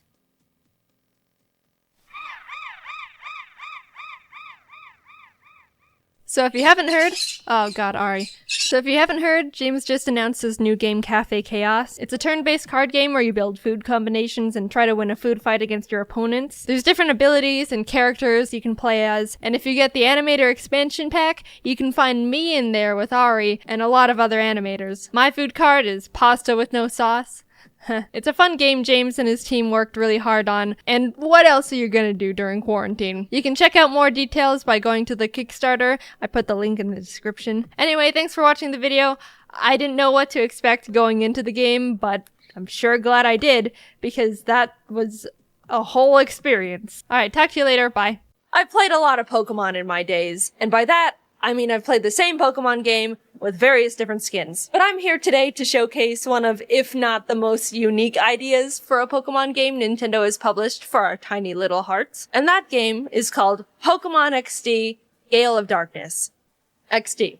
A bit unfortunate, but it came out in 2005, so they get a pass. Why am I talking about it? I think it's an underground game not enough people know about. It does something different, kind of shakes up the formula. It's constantly overshadowed by its predecessor, Pokemon Coliseum. And yeah, okay, I played it as a kid. I'm very biased. Is that what you wanted? If you've not heard of it or played it, you're in for a treat today. The game opens up to a cargo boat, the SS Libra, out at sea, where we find the captain and guy who steers standing at the helm. All is calm and serene when suddenly they get swatted. And it's not no ordinary SWAT today, folks. No, sir. This is a Lugia SWAT. They run out to see what's going on, and the captain looks up and makes this face as if he wants to kiss Lugia passionately on the lips. But Lugia's not here for kisses. He's here for the opposite of kisses, which is crime. He hyper beams the cargo ship and then steals it. You heard me right. Just blasts the thing point blank and takes it away.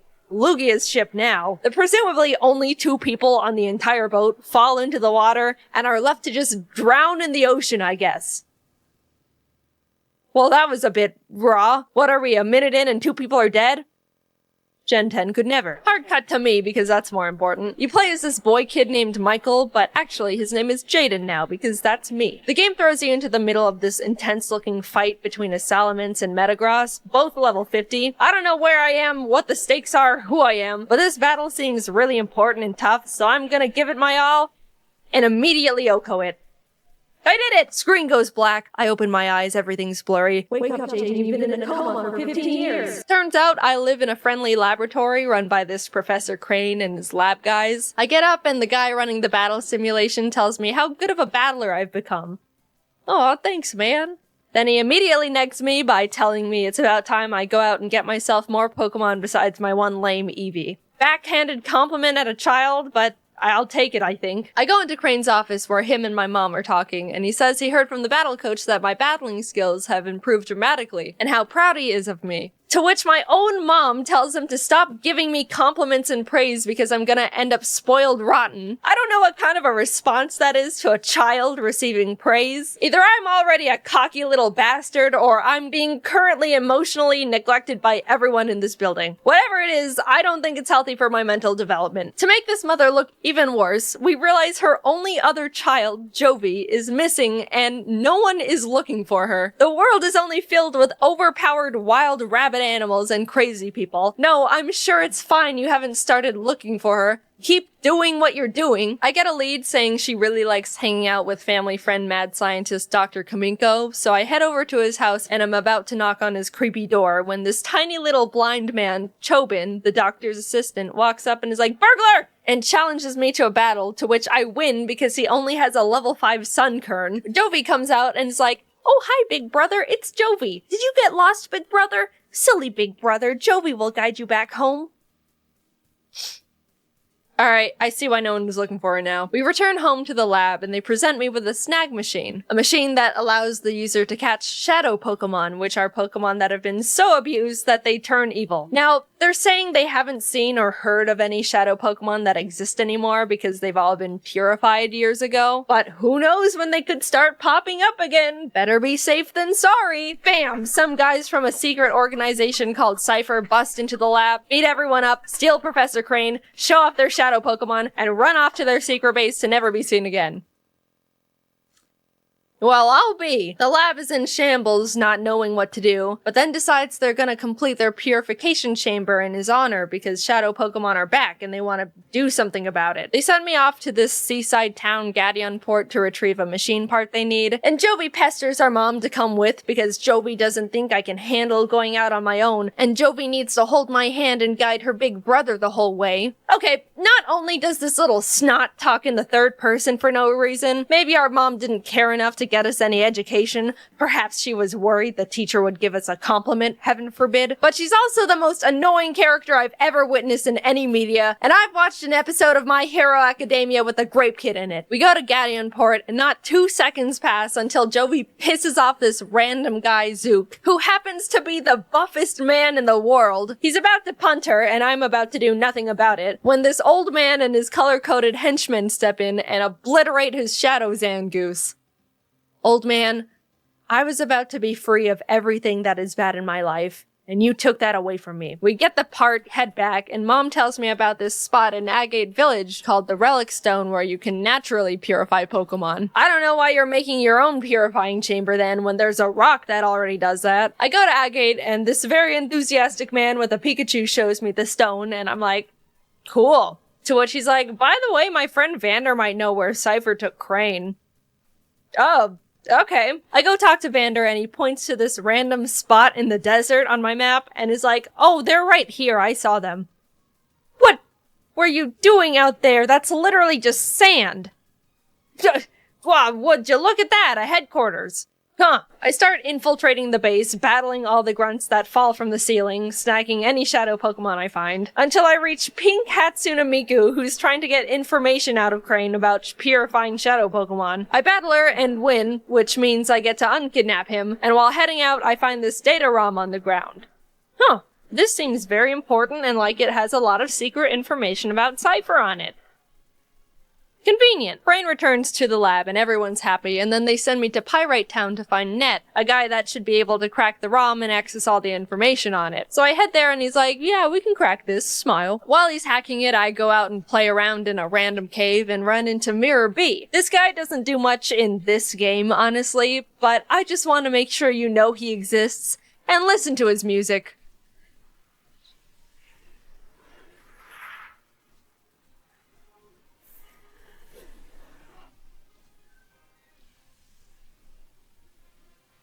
I go check on Ned again, and Cypher's busted in, beat everyone up, and kidnapped another person. Have you guys min-maxed how to kidnap people or something? You're 2 for 2 at this point, and are scarily efficient at it. They tried a hostage situation the data ROM back, and even though I beat up this big man and take all his shadow Pokemon, Ned still wusses out and gives the ROM back. He thought he was being 2 steps ahead because he saved all the information on his server already, but Cypher just logs on and deletes everything anyway.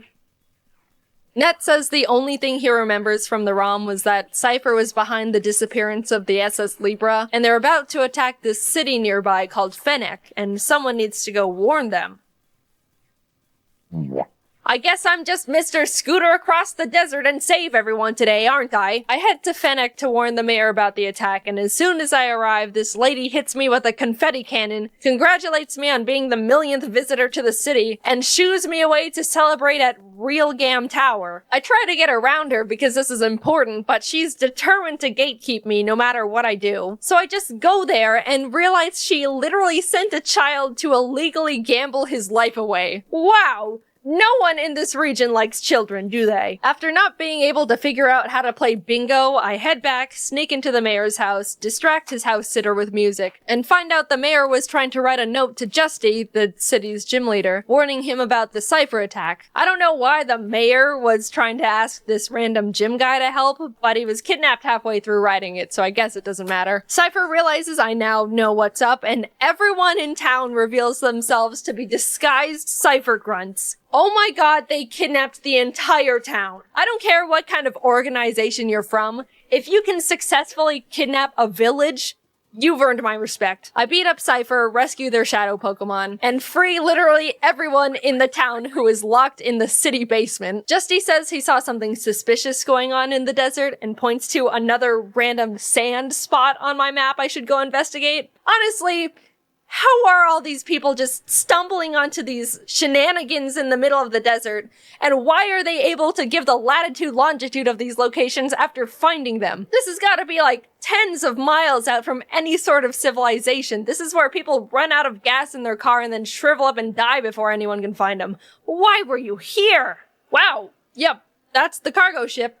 How did you find this? Alright, what is so enthralling about this desert that crime and vigilante justice is constantly going on in every square inch of this place? Cypher's running around on the ship, and after I take their shadow Pokemon and chase them out, this group of strangers calling themselves Team Snag'em walks up and roofies me. I wake up, realize they stole my snag machine. This random old man who just started living in the wrecked boat said he saw them head off in that direction and points to the middle of nowhere on my map again.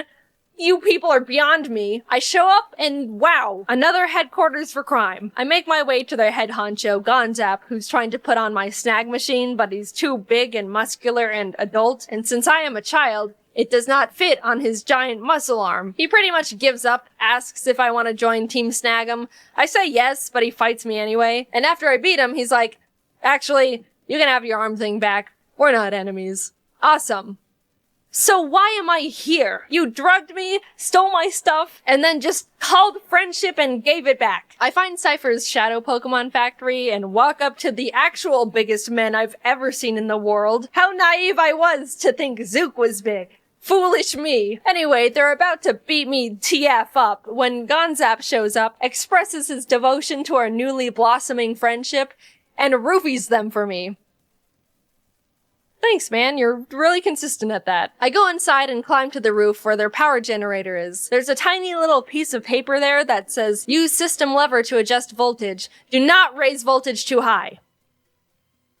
Crank! A guy comes out and starts yelling at me with his Pokemon when the tiny old man who accidentally ruined my life in Gadianport comes on screen and is like, I'm evil and creating a Pokemon that's unpurifiable. Come get me. This is my IP address. I need to cross the ocean to get to him because he's basically on evil Hawaii. So I take this Robo Kyogre from Kaminko, speedboat my way there, and you guessed it, fight everyone in the building/volcano until I get to the big little man. After fighting an entire country's worth of people, I find him. His name's Greevil, by the way. And he's like, I'm surprised you made it this far. Ha ha ha ha. Well, I'm busy, don't bother me. And blocks me with a giant pane of glass. Honestly, out of all the fictional villains I've seen, this is surprisingly decently reasonable. But I'm not gonna just sit here and stare at him behind the glass like a goldfish at PetSmart. So I just walk around and use the side door, which really sets him off. I mean, dude, either lock the door or don't have it. This is just what doors do. Greevil's like, you blew up our shadow Pokemon factory, you got past my glass. That's it. I'm summoning Shadow Lugia, the first Pokemon to ever be unpurifiable. Come forth and obliterate this small boy. To which I just Master Ball it. Really overlooked that one, didn't you, mate? He may not be purifiable, but he's mine now. Huge L. Greevil gets so beyond pissed that he decides to open his creepy eyes and fight me himself. And I was surprised to realize not only does he have a team of all shadow Pokemon, but he somehow nabbed Articuno, Zapdos, and Moltres. I'll be honest, it was a really hard fight because shadow Pokemon are super effective against all non-shadow Pokemon. I don't know how it took me this long to tell you that, but that's how it works. So instead of trying to catch them all like I've been doing this whole time, I really just beat them up and they ran away. So I win! Cypher has officially lost everything, and it's all because of me, the little boy. Blue henchman runs up to Greevil and is like, Sir, I have a plan. Let's blow up the island with the kid on it. Which is like, oh my god. And then red henchman is like, okay, that's a bit too far, man. Dad, let's go home. Yeah, they pulled the I'm your father/son twist on us, but it has very little effect on me because I do not care about these people. Anyway, they decide to not blow up the island with me on it and stop being evil, I think. I'm like 60% sure. And then happy ending, I just go home. So what do you think? For some reason, I really liked the game as a kid. I never actually beat it because I didn't know how to get past the gatekeeping woman in Fennec. Glad I figured it out this time. I also wanted to mention how lively the animations are in this game. Sure, some of the Pokemon look god-awful. They gave Houndour human knees that bend forward, but they're all just so expressive and show so much care and personality. It may be pretty sad the current games don't show this much passion, but I guess that's just what makes these games more cherishable. Anyway, the game was fun and weird. I liked it. See ya. Hey, it's been a while. Anyway, this game also is like all double battles, and I thought that was really interesting. I'd like that to happen again in a new game. Nothing else really to say. Can't believe the queen's dead. Virtual pet games have been around since when people figured out how to make games that weren't Pong. Tamagotchi, Nintendogs, Webkins, Robo Sapien, you name it. And it makes sense. Kids love pets, and parents love not giving their children actual living, breathing animals that'll eventually die and send their child into a spiraling depression for at least 3 days. It's a win-win for everyone. In 2004, my parents gave me a Nintendo DS along with 2 games to go with it. Animal Crossing Wild World and Nintendogs. They already gave me a real dog at that point, but this was good for stopping me before I started trying to ask for another, because boy did I not take care of the first one. I actually still have the exact same save file as when I first got the game. This is Star, my first ever Nintendog. I don't know why I named her Star, especially since the shape on her stomach is a heart. Anyway, her stats are maxed out. She can walk longer than any of my other dogs. I was gonna show you, but then I do not think that we just went on a walk. I haven't seen these dogs in 12 years, and she's the champion of agility training. Well, at least she was, until I tried to do a contest like the good old days, made a fool of myself, and got my dog bullied by the judges. This is Scruffy, named after my childhood dog, who is very dead now. Oh, there's Scruffy. I know you haven't had a human interaction in like 6 years because you're dead, but give me some space, will ya? And the other dogs mean nothing to me. I also wanted to show off my Peach cart toy. I loved this thing as a kid and thought it was super rare, which I actually think maybe isn't because I have 2. Anyway, I'm not here to talk about Nintendogs. I'm I'm here because I found a bunch of very strange virtual pet games that are not Nintendogs that I want to show you. First up, we've got Hamster's Life with a Z. And I got these games from eBay and it looks like someone else's hamsters on here.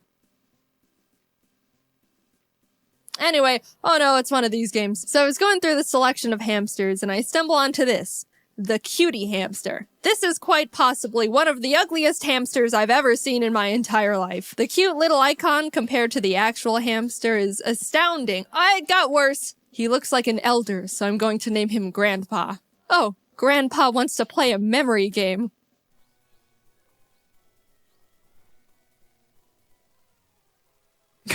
Oh no. So you can pet your hamster, feed it, clean the mass amounts of black mold growing in its cage, hold it with your creepy hand. You can even take him out of the cage and hold it. Alright, I think I'm done for now. You can also give it toys to play with. Oh, he cage is too small. So, you know, Hamster's Life with a Z was as to be expected. Sure, some of the execution was a bit unexpected.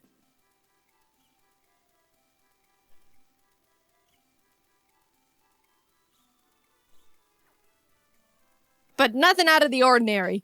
Until, what do you say when you turn around, you see a cat, and your heart almost stops? What? I thought you just play little mini games with your hamster and feed them seeds and stuff, but apparently they start learning English. You can talk to them and they'll respond, but you can only say the options the game is provided. Yes, the only phrases a human would ever need. Good evening, come on, and I'm sad. But sometimes the hamster will personally ask how to convey emotions. My friend went away. How should I express these feelings? What should I say when I only have one sunflower seed left? Guys, I taught my hamster how to be sad and now I think he's depressed. But it's okay because 42 hours in, Grandpa now has a cowboy hat and an entire roller coaster. Next up is Parrot Pals. I was excited about this one because, you know, I have my own Parrot Pals. You boot up the game and... you know what? It's not wrong. I picked out my large bird and named him Large, and now I have options on how to interact with him. Care, which is the typical feeding, cage cleanup, bathing. Watching, which is just letting him outside and watching him. You can't interact with your bird while you're watching him. You just sit there and watch him. I mean, I don't know what I expected. And Play, which is the minigames. Can't be a virtual pet game without the minigames. There's Dribbling, Made You Look, and Tug of War. And I was immediately intrigued by Tug of War because I don't know if you know this, but this is what Tug of War looks like with a bird. Turns out you have to withhold your strength and not knock over the flag in the middle, which is less exciting if I'm gonna be completely honest. Also, this is what Dribbling looks like. It's just keep away with the bird. I don't know, I just wanted to show you what it looked like. Anyway, you can actually talk to your bird and it'll try to have a conversation. Hello, bird. I don't like you. Alright, so let me show you the Amazon review that single-handedly made me decide I have to buy this game. Sarah says, 1 star. Within the first 5 minutes, my daughter struggled to get the speak and repeat to work. And when it did work, the bird kept telling her over and over, I dislike you, until she cried. Need I say more? Also, it was literally like $2. A bit into the game, you unlock training, which lets you teach your bird tricks and phrases to repeat. I was confused on why the game was telling me to teach the bird random phrases like, washed up by the river, there was an old man, and Ogre Island. But then I realized I had to teach the bird this entire 20-phrase-long story. Once upon a time, there was an old man and an old lady. One day, the old lady was washing up by the river, and a long egg came rolling down the river. She picked it up and carried it home. When she opened it, out came a baby boy. She named him Robin. When Robin grew up, he went with his 3 little friends to Ogre Island. By working together, they got rid of the owner, and they lived happily ever after. I'm not going to tell you how long it took to get him to learn all that, but just know it was more than I would have committed to if I wasn't monetizing it for content. Then Large just starts going off with the free speech. Today I'm feeling a robot. Thanks for doing this. You should try again. You worked really hard. I didn't teach him any of that. Why is he saying these things? After you teach the bird every single trick and repeatable phrase he can learn, contests open up. And I'm gonna go out on a limb here and say I'm probably the first person in the world who has actually unlocked contests and parrot pals. I entered large into the beginner contest and won, probably because he was the only participant. So you win the beginner contest and you'd expect your rank to go up to, I don't know, intermediate contest or maybe even advanced contest. No, you rank up from beginner to novice. What's next after that? Just starting out? It's master? You go from beginner to novice to master. Now, the game you've all been waiting for. You know 'em, you love 'em, monkeys. With a Z, obviously. A game where you adopt, take home, and play with monkeys. You start off at an adoption center where you can pet the 3 monkeys they have out in their backyard to see which one you want to take home. Well, hey there, buddy, what's your— Oh, God! I mean, how can I say no to a face like that? I named him Champ, and now we just go home, I guess. Look at him go. Welcome home, little man. Don't touch that. I was in the middle of trying to figure out what a single one of these menu icons meant when Champ decided to just go out and help himself to the kitchen. I mean, yeah, I guess monkeys would be able to do that. But I sure didn't expect it. Also, holy crap, I totally thought Champ was a boy at first. But turns out I was just confused because they colored the female gender icon of the monkey blue. So there Champ is, in the kitchen, hanging out. I'm just realizing there's just a straight up monkey in my house. After a little bit of petting and taking care of your monkey, a little heart gauge goes up. And when you get all 3 hearts, your monkey will grow up.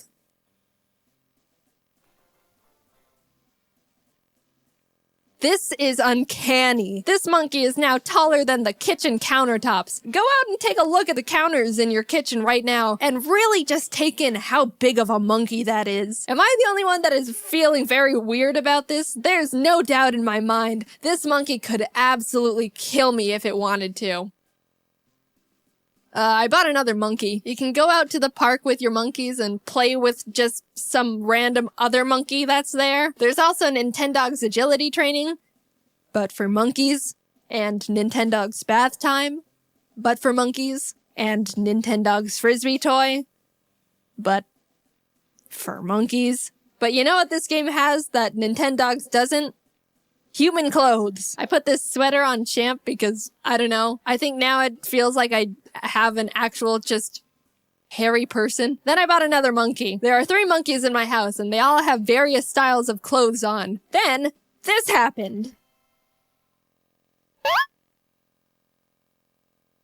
I think out of all the virtual pet games out there, the fact that the monkeys can have babies makes me the most uncomfortable. Overall, this game is very jank. You can throw the bowl of water and the water just does this. Monkeys will get stuck in the walls. When you enter a new room, for a few frames, you can catch all the monkeys T-posing, but I'd expect nothing less from Pets Monkey's House. With a Z. I knew what I was getting into with this game. Have you seen the back of the box art? There's not much else to say. Overall, I enjoyed virtual pet games as a kid, and I'm sure a lot of people think back fondly on their virtual pets as well. It's just funny how Nintendo started this huge trend and all these other game companies started scrambling to throw together their own Nintendogs to cash in on poor, unassuming children and grandparents. But again, now we've got such a wide variety of content, and I unironically love it. Hi, hope you're all having a good year so far. Sorry I was gone for a bit. I took a break at the beginning of the year, so yeah, it happens. Anyway, I don't think I have much to say here, so I guess this is gonna be a short end card this time. Bye! You may or may not have picked up on this yet, but I'm not the most confident, brave, whoa, hey, look at me, I'm totally the best kind of person. I'm shy and nervous and self-conscious and mess. There's a lot of bigger, important things that I worry about, but I'm just gonna talk about the stupid ones that'll probably make you think I'm just dumb. Gotta keep it upbeat and entertaining. I can't be creating swirling vortexes of existential crisis and self-doubt. Yet, judge me if you want, but I mean, I can't help but be pointlessly freaked out about these things. I'm sure you've got your weird triggers too. Loud flushing toilets. I can't remember a single moment of my life where I haven't been scared of loud flushing toilets. It's just the fact that, especially if you're in a stall, you're locked in this tiny space with this solitary, isolated toilet bowl, and it's always a gamble. Some toilets are really nice and quiet, and they just go... It's the frickin' biggest relief of my day when I think a toilet's gonna pull some ungodly sound out of nowhere, but it turns out to be practically silent. I get overwhelmingly happy. Probably too much to be considered normal anymore. But then there's the ones you flush, and all of a sudden you've just released Satan himself and 1,000 tortured souls from the fiery pits of hell. Just...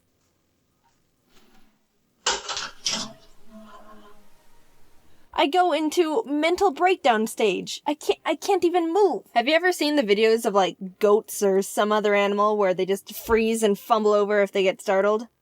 That's me. But I don't fall down. If I'm in a house where there's a bunch of extra room in the bathroom, I get as far away from it as possible. Immediately. But again, if I'm in a stall, I have to end up just pressing myself against the door as much as I can and wait for it to end. Jaiden, you bimbo, if you're so terrified, why don't you just leave the stall? Well, good sir, have you ever noticed that bathroom stalls tend to mainly open inwards? That means in order to leave, you gotta step closer to the toilet. No thank you. That's the opposite of what I want. I'd rather just be a frozen victim for 10 seconds. Why do factories even make loud flushing toilets anymore? Just make them all quiet. Please? I'm getting tired of pressing that dumb button, and all of a sudden all the Jurassic Park movies start screeching at me at the same time.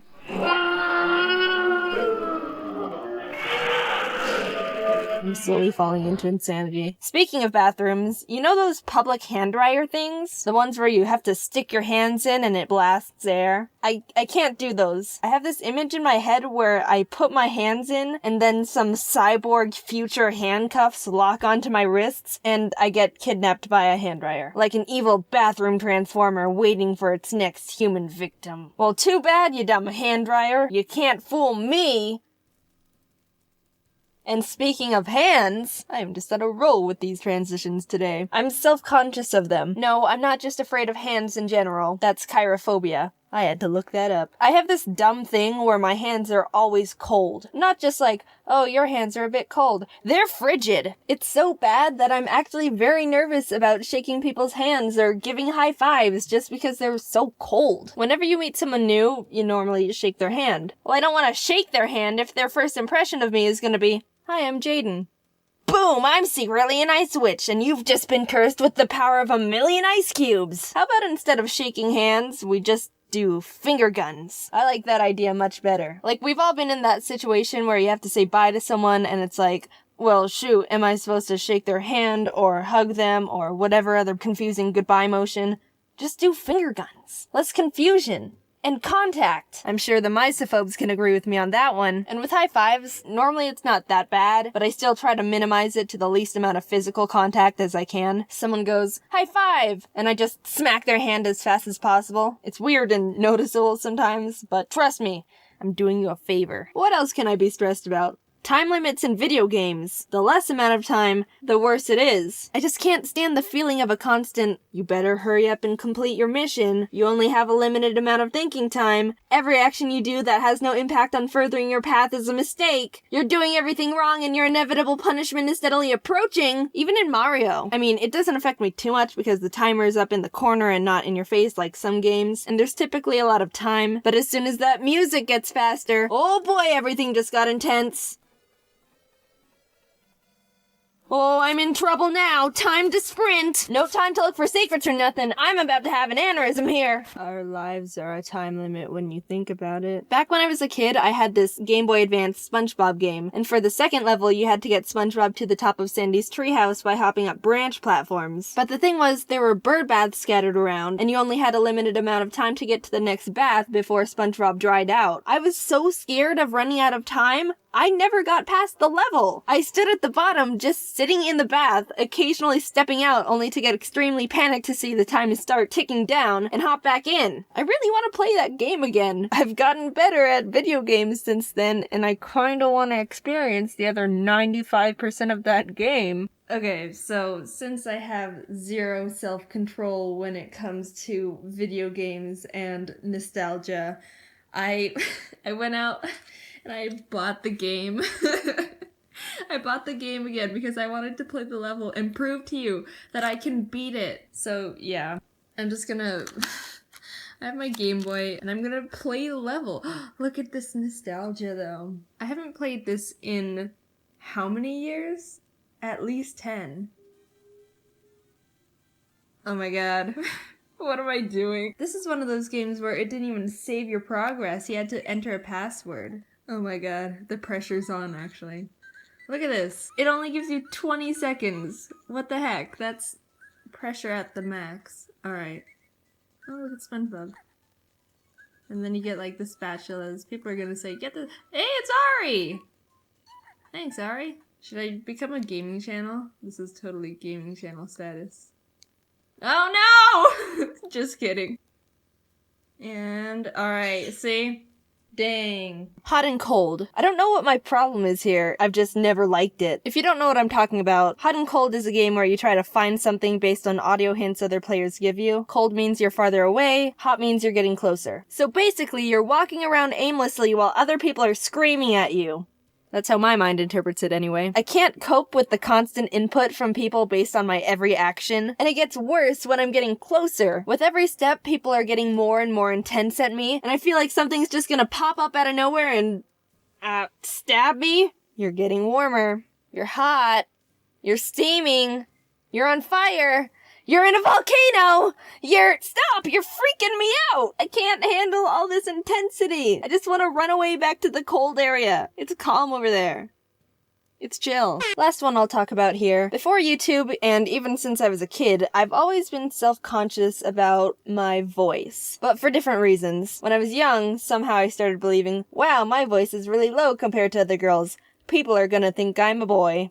That one didn't make too much sense. I don't know how I came to that conclusion. I don't believe that one anymore. But recently it's been more of, my voice is weird and awkward and mumbly, and I don't like it. I'm really reserved, so I think since I never did much talking, my voice wasn't able to develop as much and get as strong as it could be. It's funny, when I first started making videos, when I had to sit down and record, which back then only took like 15 minutes, which like, I wish it only took 15 minutes to record audio now. But even after those recording sessions, my throat would hurt and end up being really sore because I wasn't used to talking that much for that long. It was kind of pathetic. But now it takes literally 6 hours to get my audio done, so I've come a long way. I've been swaying back and forth between being self-conscious and just being okay with my voice because I still think it's a bit too mumbly and weird. But I've been reading some comments like, oh, Jaiden, I really like your voice. Which, I mean, thank you. But I don't really see it. But if you enjoy it, then I'm glad. My vocal cords say thank you. Thank you. There's a bunch of other things I wanted to talk about that I didn't get to mention, like phone calls. I can't really handle phone calls. This day and age, people seem to only call if they need something or along that line, and I just think, what do they need? What are they gonna ask me? What if I don't have an answer? What if I waste their time? I don't know what they want from me. The possibilities are endless. Oh my god! And then I end up not picking up the phone. And just freak myself out. Also, eating food in front of people. I know that one's a bit more common, but I'm really, self-aware about that too. I feel like someone's gonna judge me on what I order and how I eat it and other nonsense that practically no one does. Yeah, I don't know. Maybe I'm a freak for being nervous about so many things. Maybe I'm not. I don't really know anymore. Talk to you later, bye. I'm doing finger guns. I'm sort of stealing this idea from Jaiden Animations. Wait, no, that's not right. I'm not stealing it. I'm plagiarizing it. Two can play at that game, James. Things I do that adults probably don't do. Plagiarize Jaiden edition. Also, by the way, I'm very proud of you, James. Congrats on trending. Again. I mean, if I were to choose one of your videos to end up being on the top of the YouTube trending list, I'd probably want to choose the one where you tell people to watch my videos at the very start anyway. Now go watch James's videos. I think I'm supposed to fall in the category of adult now, and apparently, according to Psychology Today, some of the requirements to being an adult are, don't be a jerk, Okay, check. I think I have that one down. If there's a situation where I can either be a jerk or not be a jerk, I'll probably choose not being a jerk. That one's not too hard. Check your ego. Check. It wasn't high to begin with. Call people back. People don't call me. So I think...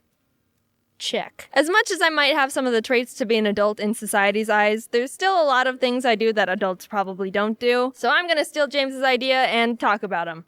James just told me he kinda hates that video because it's old. So go and watch it and tell him, yeah, it's pretty old. I do this weird thing I like to call the perfect bite, trademark. Basically, when I'm eating, I can't just be a normal person. That's the gist of it. What I do is, after I sit down with a meal, I'll analyze it before I actually start eating. I'll look for a potato chip that's the best size, a vegetable that has the right amount of seasoning, an area on a sandwich where the ingredients are at perfect ratio with each other. I'll find where the best bite would be, and not eat it. I'll start eating where the second best bite is. Second best, wouldn't you? No, I already know what you're gonna say. When eating perfect bite, TM style, you can't start off eating the most absolute perfect bite. That's how you ruin everything. You don't want to ruin everything. You start with the second best and work your way around the best so you can finish the meal with the perfect bite. Boom, it all comes full circle. Start off with the almost best bite, end it on the perfect one. A good summary of the entire meal. I don't want to end on an unsatisfying bite. That would just make me disappointed and sad. I don't know of anyone else who does this. I don't even know how I started doing it, to be honest. I've always eaten food this way and been a freak. I'll end up having a plate with little individual bites of burrito, stray pieces of fruit, a single french fry. And when eating with other people, it looks really weird because there's just tiny sporadic bites organized on my plate. Sometimes they ask about it and I have to go through the whole process of how to eat perfect bite TM style with them and explain all the rules and yada yada yada, the whole story.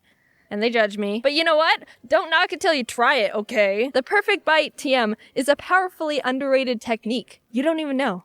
I wonder if I can copyright it too. Since I'm on my own, I have the freedom to decorate my living space with pretty much whatever I want. I like interior decorating. It's fun to decide what can go where and choosing color schemes and all that house stuff. But even though I enjoy good decor, I also don't take it very seriously. I buy things that are goofy and kinda stupid because when I walk into the room and see them, they make me laugh because of how ridiculous they are. I got a gift card for a home supply store I'd never been to before, and after a while of not using it, I decided, it's probably about time I use this. I walked into the place with $25 and no expectations, and came out with two things. A kitchen ornament with nothing but a funny-looking rooster on it, and in bold letters the word eat! I don't know why I liked it so much, maybe just the fact that it says eat with a possibly aggravated rooster on it. I don't know what that expression is, I'm just making an educated guess. It's pretty absurd, and I like it. Putting it in the kitchen makes it seem like it's a rule, and I mean, you gotta obey the rooster here. When you're in the kitchen, you should probably eat! If kitchens were to have one rule, that'd probably be it. And the second thing I bought was a big case of plastic mini dinosaurs. I saw them and was like, yep, these belong in my house. Here's pictures of them. One time, my friend came over, walked into my office, and went, "What's this? A dinosaur?" And then he smacked the mini dinosaur off the desk and slammed down a bigger one he bought in place of it. That was a fun time. I also bought this stuffed toucan, and he makes me very happy. I was in Target looking for a lamp and saw him down the aisle, and I, physically stopped. My instinctual reaction was just, oh my god, I didn't realize how much I needed this toucan right now. Get in my life. So whenever I walk into my room and see him, I get happy. I don't think adults are supposed to buy plastic dinosaurs, slightly aggravated roosters, or dopey-looking toucans as interior decorations, though. I start getting really stressed and anxious when a conversation with someone ends and no one has anything else to say, because there's a possibility where there'll be a few seconds of silence and staring at each other so the conversation has ended. Yep, we're done here. Until someone eventually goes, well, I'll see you later then. I hate that. I hate that so much. I don't care that hate's a strong word. I have a strong hate for it. I think it's just one of the worst ways to end an interaction with someone. You could have had the most transcendent conversation in the history of ever. Hey, I'm so glad we found a solution to world hunger and discovered the chemical formula for the cure to cancer. But if it ends with that 3 seconds of awkward staring, it's ruined everything. Yeah, it was a lot of fun. Worked pretty hard on it. In attempt to avoid that situation, my solution is to try and catch the conversation's end at the perfect time so it's a flawless conclusion with no bumbling around. Like, if it was a human conversation simulator game, I'd totally get an A++ super with stars and hearts, and the person's little avatar would go, "Squee!" That's what I would do if I was normal. But since I'm exceedingly bad at anything related to social competence, what typically happens is I start leaving in the middle of them still talking. I mean, I don't mean to do it. I realize the conversation is ending, and I try to over-prepare by beginning to step away so they can finish their statement, and it's an easy transition to the conclusion. But I'm really bad at gauging when the right time to start retracting from the conversation is, and I misjudge how much left they have to say. So it ends up going something like, "It was the biggest, fattest squirrel I've ever seen. It was crazy." That's insane. Well, and then my little sister came into the room and saw it and started freaking out, and she thought it was a mutated monster squirrel, and, yeah. Oh, that's funny. Yeah, I wish I could have seen it. Yeah, it was crazy. Yeah, so I'll talk to you later. Yeah, okay, bye. Why does it seem like someone's either really good or really bad at social interaction? It's either, "Oh my god, this is me," / relatable, / I don't know. Or it's simple. Just don't be stupid. I'm excited to be at the adult stage in life where all of a sudden socializing is easy. When does that part happen when becoming an adult? Whenever that wants to happen, that'd be great. In the meantime, I'll just have to endure not knowing how to end conversations. One time I was trying to end a phone call with someone and I didn't know how to bring up, "Hey, I have to go now," because they kept talking, and I ended up being on the phone with them for an entire extra hour. That was not fun.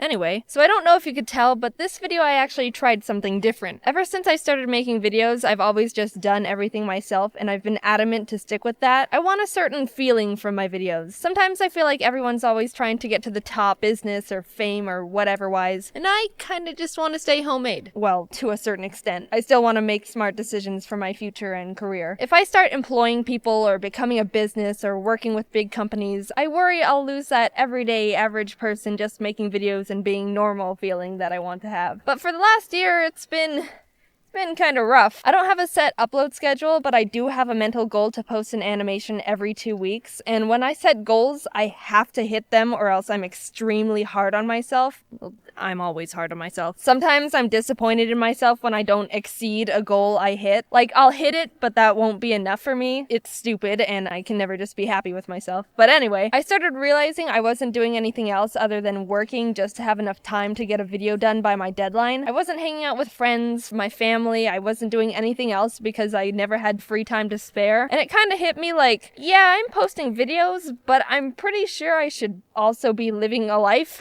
I'm in my prime enjoying life years. I don't want to accidentally spend them all just working and not enjoying anything. So I stepped out of my comfort zone and asked a couple other animators if they'd help me with scenes in the video so I can chill out a bit. They're super nice too. I like them a lot. I don't want the fact that other people are helping me animate parts of my videos to change your view on anything. I'm still wanting to stay as homemade and simple as I can, but I also felt like doing everything myself in limited time hurt the quality of videos too. I'd have to cut corners in order to save time, which sucked, and I feel like now things can start increasing in quality since I have more time to spend and don't have to rush everything. Either way, I hope this was okay for you. Sorry if you don't like it, but I hope you can see where I'm coming from here. Thanks for listening. This is a long end card. The animator friends that helped are in the description if you want to send them some nice words. And wear your sunscreen because summer isn't quite over yet and skin protection is important. Hello everyone, I am with Tony V Tunes. Hey guys, Tony V Tunes here. And we decided to do a collaboration, so we have one video here and one video on his channel, so after this, you can head on over to Tony's channel, link is in the description, and watch that. What are we doing? Today, we are going to be doing the funny stories tag made up by you and some questions on Google or whatever, and yeah. Alright, so the first question is, what is your funniest... Okay, cutting that out. What is your funniest gaming moment? I have a really funny gaming moment. I think it may be up on YouTube, I'm not sure. But I was playing Portal with my friend Gabe, and he's probably watching this. Hey, Gabe. I was playing Portal with him, and we put up a light bridge, if you know what that is. We put up a light bridge, and then we dropped one of those balls down, and the ball was, like, balancing on this super tiny, skinny light bridge, and we were dying laughing because this big ball was, like, rolling all the way to the end of this extremely skinny light bridge. It was the funniest glitch ever, and I thought it was hilarious.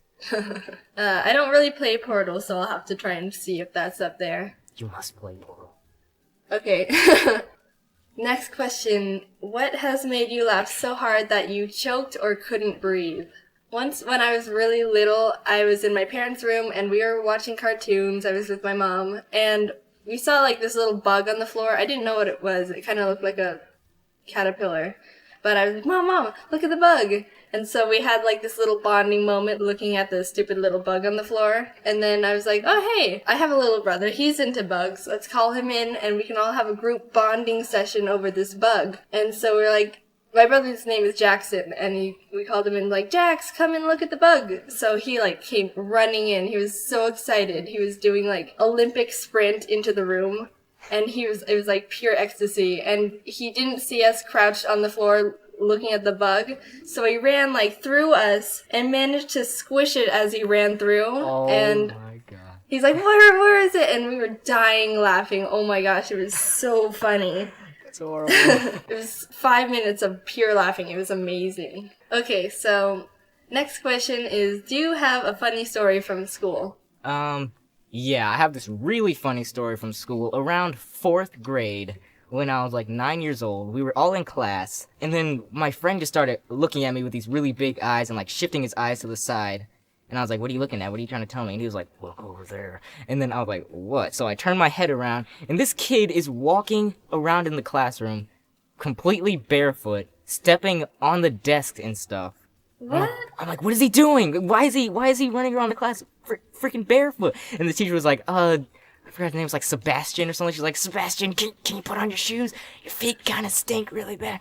And we're like, oh my god, what is this kid? And he just runs out of the classroom. What? Did he return? I don't know. He never returned for the entire rest of the school day. I think one of the security guards caught him or something. It was really weird, really disturbing, and no one needed to see his feet. Was he on drugs or something? Probably mad cocaine. This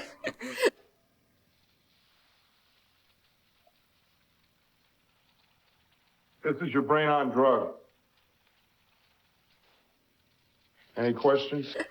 Okay, so one time when I was in 6th grade, we decided to take a class bathroom break. Did you ever do that in your, like, elementary school days where you would all get up in a class, and you get in a line and you walk to the bathroom? That's really weird thinking back on it, but that was like normal. So we were all standing in a line outside the bathrooms, and we saw the principal starting to walk by us, and the teacher was like, okay, class, if the principal compliments you on how good your behavior is, you all will get a piece of candy. And we're like, oh my god, we all want candy. So we were all like standing straight in a line. We were like army soldiers. And when the principal walked by, she stopped, and she was eating a banana. She took a bite of her banana, and she said, this is a good banana. And she walked off. And one kid was like, she complimented the banana and not us. That's sad when a banana has better behavior than you guys. It was a mean principal, though. Like, one of those, like, 3-foot tall, really intimidating people. That's exactly my principal. So the last question is, what is one of the best stories with one of your best friends? Well, I used to play tennis. I stopped almost a year ago to focus on animation and stuff. So last year, I was practicing with my friend Rachel, and we were in a doubles team together playing against a couple other friends, and there was a really good point, and it was like amazing gets, and we finally won it. We were like, yes, yes! And we were complimenting each other, and we went for a high five, and I missed her hand, and I smacked her in the face, and it wasn't like hard. I didn't like smack her really hard, but it was hard enough to be really surprising, and we were both laughing a little too hard, and we couldn't play after that. It was too funny. Oh my god. So, around the time I was like 13 years old, me and my friend, we were playing tag for some reason, and I was chasing him, and he, like, did this really epic slip on one of, and like a pebble or something. You heard like the whole sound when he went up. His whole leg went like a full 90 degrees up in the air, face planted on the ground, and I was dying laughing. He probably didn't have as much fun as I did, but I was laughing hysterically. Okay, so that was our funny stories tag. Let us know if you have any funny stories in the comments. Make sure you go over to Tony's channel, watch our video on the scary stories, Would You Rather. Spooky, scary skeletons send shivers down your spine. And subscribe to him as well. Yeah. Alright, so thank you for watching, and I will see you all later. Bye. Bye. Bye. Yo, yo! I hope you guys enjoyed this collaboration. Now you can stop leaving hundreds and thousands and millions of comments about it everywhere. So don't forget to click that like button. Also, I would like to say a very happy channel anniversary to everyone. Yes, can you believe it? It's officially been 1 whole year since the birth of Jaiden Animations. So if you made it to this part of the video, because I know that there are people out there who start to hear the end card and say, nope, I'm gone, and leave, then leave a comment or tweet at me with hashtag channelversary and let me know what your favorite moment of the channel has been so far. And, surprise, surprise, I have an Instagram now. I've had the account for a while just to hold the name, but I haven't really posted anything. So if you want to go ahead and follow me there, it's Jaiden_animations. Thank you guys. We've grown so much together in this 1 year, and I can't wait to see what happens in the next. Bye! People are so complicated that most of us don't even understand our feelings and thoughts half the time. Yet, here we are, 7.5 billion of us stuck on this rock, having to interact with each other, everyone with different goals and values and beliefs, and we all gotta try and get along. And also, some people have knives and no emotional reaction to murder. But that's not the point. When I say relationships, I'm talking about any type of interaction between people. Friends, family, colleagues, when you do the kisses with someone. Red flags are a term that everyone's familiar with. That person cheats on everyone they've been with? Red flag. That person only uses people for their personal benefit? Red flag. That person doesn't wipe off the knife after spreading butter on toast, and when they go for more butter, little crumbs get stuck in the tub? Red flag! But what about red flags that only start revealing themselves once you've built trust with someone and have a connection with? When your opinion of someone is positive, those flags can start being overlooked, or you start saying, oh, but they're a good person. I trust them. Oh, I mean, they wouldn't want to hurt me on purpose. It's easy to rationalize warning signs of a bad relationship when you have a positive view of someone, but it doesn't mean that they're not there or should be ignored. They're still being a jerk. It's just complicated by your history together. I think the majority of people tend to be too nice or passive or overly understanding. It's really common and easy to do. Because of that, toxic relationships are much more prevalent than you'd realize, and it can be difficult to know what to look for. There's a chance you're in a hurtful relationship right now and don't even realize it. The term manipulation gets thrown around a lot, and because of that, I think a lot of people would feel they would be able to identify manipulation if it happened to themselves. But it's not as easy as, Chad and Sally are dating. Sally wants to go out with friends. Chad forces Sally to stay home with him. Chad's a manipulator!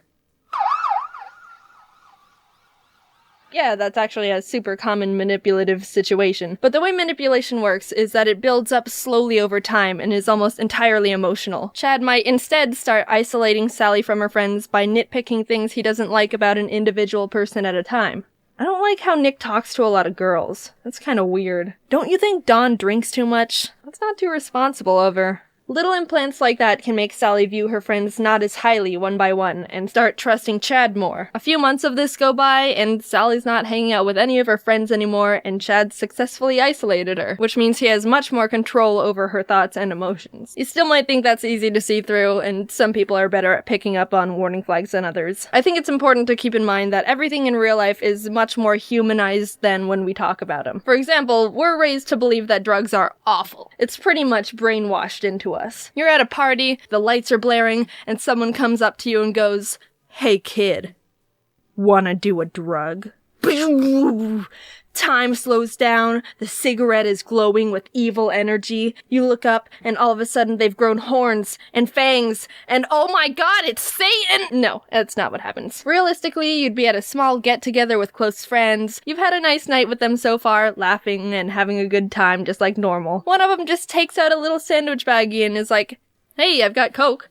There's no time slow-mo or sirens. It's a completely normal feeling situation and all of a sudden your brain is confused. Drugs are bad, but this is my friend. We've known each other since 5th grade. He's just a normal dude. He's not bad.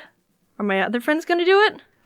Your brain thinks of any excuse it can to rationalize behavior from people you trust or think highly of, which applies to relationships. It can be difficult, but you need to define how people should treat you and respect yourself enough to not let people maneuver you into bad situations. Emotionally abusive and manipulative relationships are super frickin' common, and it's tricky because they jostle with your head feels and can make you feel like a squashed fly on a window. Stuck, powerless, sad. If fly corpses even feel sad. I mean, I guess they're just dead. Emotional blackmail is a way to control or manipulate someone by using guilt, fear, and obligation against them. Is someone passive-aggressive, overly controlling? Do they use threats like, "Do this or I'll hurt you," or even, "Do this or I'll hurt myself"? That leads to another difficult situation. If someone ever belittles themselves, "I'm pathetic. You should just leave me. I'm gonna hurt myself." It puts you in a complicated position, because it can feel like there's a responsibility to provide this person with whatever they need, because obviously you care about them and you don't want them to feel this way, or even do something bad to themselves. But this is a hard pill you've gotta just swallow. You are not personally responsible for anyone's happiness. But they've got really bad self-esteem, and I'm worried that not responsible for anyone's happiness. But they're really depressed and can't help it, so I feel like if I just not responsible for anyone's happiness. But I'm Santa Claus. Alright, gray area. Responsibility shouldn't be assigned to you, even if it breaks your heart to step back. People normally aren't equipped to be able to help someone with their issues anyway, so it's best to encourage them to see a professional who's been trained to know how to handle things. Someone might be struggling with their own personal stuff, but mental illness doesn't negate their responsibility to maintain a healthy relationship. It just means they need to work on themselves, which is okay, but you don't need to be a part of that. You've got your own junk, they've got their junk. You need to decide how much of their junk you want to help with. Don't let them forcefully shove their junk on you. I like to imagine I'm my own little ecosystem, and I do my best to maintain it every day. If there's a person or a relationship I have that just feels like pollution in any way, maybe it started off well, but slowly started feeling damaging, then I've gotta just step back and ask myself if I need to kick them off my planet. It sounds harsh at first, but you really can't drop your responsibility to maintain your ecosystem in hopes to improve someone else's. Who's gonna watch your ecosystem? No one. Because that's your responsibility. Communication is the most important way to know if you can work on fixing the relationship or need to cut it. Hey dude, can you stop dumping toxic waste into my ocean? You've been doing it for a while and all my cute little dolphins are dying. Oh geez, I didn't even realize I was hurting them. I'm sorry. What can I do to be better? Not only have you communicated that there's a problem, but the person takes full responsibility and is willing to work on getting better. But if they say, "Look, how was I supposed to know? I was just trying to help. Why are you being so sensitive?" That's toxic as shit! Shifting blame, gaslighting, guilt-tripping, catch deportation. Let them know how they're affecting you, set boundaries on how much you can give, and make sure you both have your own support systems so you don't have to just rely on each other. If things don't change, look at your behaviors as well. Do you feel like you need to justify or explain their actions too much? Do other people you trust not like them? People can get stuck accidentally blaming themselves or over-rationalizing things that are just not right in the first place. And don't forget that you can also be doing things wrong too. Self-reflect a bit. Verbalize your feelings. Ask yourself, am I being an asshole? Why are you doing things? Out of spite? Anger? Jealousy? It's tough to admit your faults, but it's more important to be 100% real and brutally honest with yourself if you're gonna maintain a 100% real relationship. People who manipulate most often don't realize they're being manipulative. No one wakes up and is like, haha, I'm gonna be super manipulative today. Think about your contributions to your relationships and how they affect things. It's okay to admit when you've messed up. It's more messed up to turn a blind eye and keep being a jerk. It takes a lot to break off any sort of relationship because it can feel like a defeat or like you've given up, but sometimes that's just straight up the best and healthiest solution for both of you. Two people can be great, but just not mix well together. And if you feel like leaving is dangerous for either you or them, ironically, that's a pretty strong reason to leave in the first place. Someone shouldn't ever need you. They should want you. Your ecosystem should be able to sustain itself, and relationships are just the little sprinkles of fertilizer benefit for it. If you feel like you're not strong enough to break something off, a good way to work on that is to build confidence. Build a good support system, journal your thoughts, practice positive self-talk. I am a god. Alright, not that positive. Treat yourself as a friend. It's not selfish to want the best for yourself, especially when someone's over here being a happiness vampire. When you break something off with someone, remember why things didn't work. Repeat it in your head if you need to. A lot of people try and rekindle relationships when the initial problem hasn't been fixed. People need time to change. You don't owe someone a second chance if they haven't put in the work to fix anything. And you can't force someone to get help. If you're unsure about a relationship, think about these questions. Do you put off seeing or responding to them? Do you feel worse after spending time with them? Have they threatened you or themselves in any way? Do they make you feel like you can't do things on your own? Or you can't make a single decision without them? Do they ask for a lot of favors or money and don't pay it back? Do they talk badly behind your back? Do you feel like you're walking on eggshells around them? Do they put you down? If it's a yes to more than one of those, then you should start considering either ending it or try to communicate and resolve the problems. Don't tolerate any pollution. You're the one who has to live in it, and you deserve clean air. Big thanks to my friend Katie Morton for helping me out with writing this video. I wanted to make sure I didn't say anything inaccurate, and she's a licensed specialist with this type of stuff, and I trust her a lot. Of course, I hope you're able to take this advice and interpret it to situations in your own way. If you want to put a lot of energy into trying to help or be there for someone, that's completely fine. I just want people to know it's okay to think about yourself as well in situations. I've met and am friends with so many great people who have tried to help someone they care about, but it ended up being too much and starts dragging them down too. Like, once you start talking to people about it, it's like, holy crap, literally everyone's gone through something like this, and it's so easily preventable if you know what to look for. Anyway, thanks for watching. Hope this helps someone out there. You're great. Talk to you later. Bye. Ari says bye too. I've been traveling a lot lately, and it's been really dope. And I know I've done a couple travel-related videos already, but when you talk about your life, and all that's been going on in your life is travel stuff, then, sorry, but that's just what's on the menu right now. I'm like a fine dining, fancy video-making chef. I only serve what's ripe and in season. Quality stuff. Only the finest. Just for you. With that being said, so I peed on my wallet. I was visiting my friends in the UK for New Year's, and we were spending the weekend in London to do some fun stuff together. During the day, we did a bunch of fun touristy stuff like the London Dungeon, Shrek's Adventure, rode in a helicopter.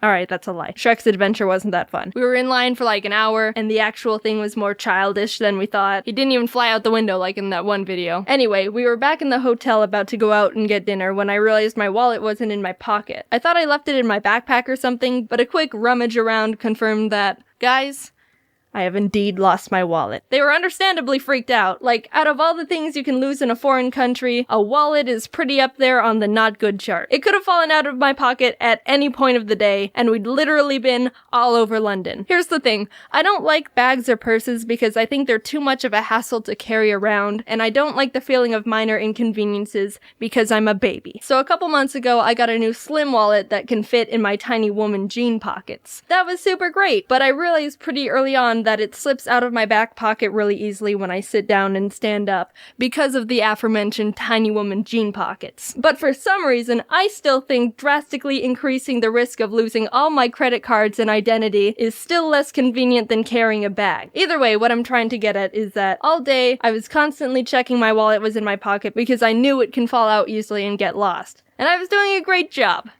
Until it fell out and got lost. My friends were more freaked out than I was. I think my brain's at a point where it's tired of using extra energy to be overly anxious because of the dumb crap I pull, so I was pretty calm. Or maybe I'm incapable of feeling anything anymore. I retraced my steps in my head and concluded that I most likely lost it at Shrek's Adventure. I remember having it at breakfast and in the helicopter, but maybe not in Shrek's Swamp. My friend sent an email to Shrek's Adventure because for some reason they don't take calls, and we were gonna have to wait until the next day to hear back from them because they were closed by then. Backup plan was that if it wasn't there, and I didn't find it before then, I'd just have to cancel my cards and get new ones. And I wouldn't be able to leave the country. So we headed out for dinner. It was really nice, especially since I didn't have to pay, and got back to the hotel a few hours later. The stress about losing the wallet was pretty died down because there wasn't much we can do other than wait for Shrek to contact us. We turned on a movie and I went into the bathroom, and when I lifted up the seat, what the fuck? Guys, oh my god! The wallet was in the toilet the whole time! At first it was like, what the heck happened? How did my wallet get in the frickin' toilet? But after a little bit of thinking, with all the puzzle pieces, I think I know exactly what happened. Right before we were going to dinner, I went to the bathroom, and while I was preparing to use the bathroom, my wallet must have fallen out and into the toilet. And I didn't notice because I don't check the toilet after I use it. Maybe you're supposed to. I don't know. I don't know what's normal. Nothing's normal about this situation. So after I leave, that's when I realize my wallet's gone. And when looking around the room, obviously my mind doesn't go to checking the toilet. So we emailed Shrek. Shrek, you're never gonna believe where we found it. But nope, it was sitting right here in the toilet. I actually was good at keeping track of my things. I didn't lose it at Shrek. Here it is. I totally peed on it. And that's how I peed on my wallet. No, I didn't get a new one. I still have it. I don't know. I mean, it's a good wallet. I still like it. It just had pee on it. So that's that story. Going back in time a bit when I landed in the UK, pre-P wallet, PP for short, I was waiting in line to get through customs when this guy bumps me from behind. I was standing still and the line wasn't moving, so it was kind of weird that happened, but he was immediately like, oh man, sorry about that. So I told him it was alright. He bumped me in a way that he ended up a little in front of me, so he goes, well, you were in line first, and then gestured that I reclaim my spot, and I was like, oh, thanks, and stepped forward. But he didn't step back, so now we were standing next to each other, which felt weird. Then he started trying to make some small talk. What's your name? Jaiden. Nice. So what brings you to the UK? Oh, just visiting friends. Oh, that's actually really nice of you. I didn't expect such generosity since all girls are selfish. Run that by me again? Excuse me? The two guys in front of us kind of glanced back like, whoa, that was a bit of a yikes. I mean, I'm no conversational genius, but no matter what you believe, I think that's a bit too strong of an opener right there. Oh, well, I mean, not all of them are. No, they are. You can just say that because you're a girl. Well, alright then. I guess I have nothing else to say, really. I gave him a nervous laugh and left it at that. Man, no one here has a UK passport. Alright, my dude, I'm getting the hint you want to chit-chat more, but you're all over the place with this conversation here. When you open with, all girls are selfish, that's a pretty isolating stance to take at a girl. I don't think you've got enough social skill points to bring this one back, man. Also, yeah, this is the non-UK passport line. They did that on purpose, ya goober. I said that to him. I was like, yeah, this is the non-UK passport line. And he just goes, oh yeah, they did do that. And then fist bumps me again. I'm feeling really uncomfortable at this point. I thought it was weird he bumped me when the line wasn't moving. I thought it was weird he manipulated the situation so I'd stand next to him. I thought it was weird he hates women. Also, stop fist bumping me. I didn't feel unsafe or anything because, I mean, customs at the airport is probably one of the safest and most security guarded places you can be in, and there were plenty of people around. But he's still a tall, scraggy weirdo in a hoodie with crazy in his eyes. It got quiet again because I wasn't really trying my hardest to keep up a conversation, and after a while, so many people have iPhones. What's the deal with that? Yeah, it's pretty big brand. Do you have an Android or something? Nah, I'm not a materialistic kind of guy. Oh, okay. Judging by that response, I was like, I guess he doesn't have a phone then. Not a minute passes and he takes out his, Google or Windows phone or something. Soulja Boy phone. Dude, what? Who are you? What is going on? Why are you so weird? You're like the airport customs line riddle master. Answer me these questions 3 and you may reclaim the spot taken by me. So what's the deal with women, phones, and minorities? Then he started going off on asking about my friends. What are your friends like? Have you even known them for a long time? I bet they don't visit you.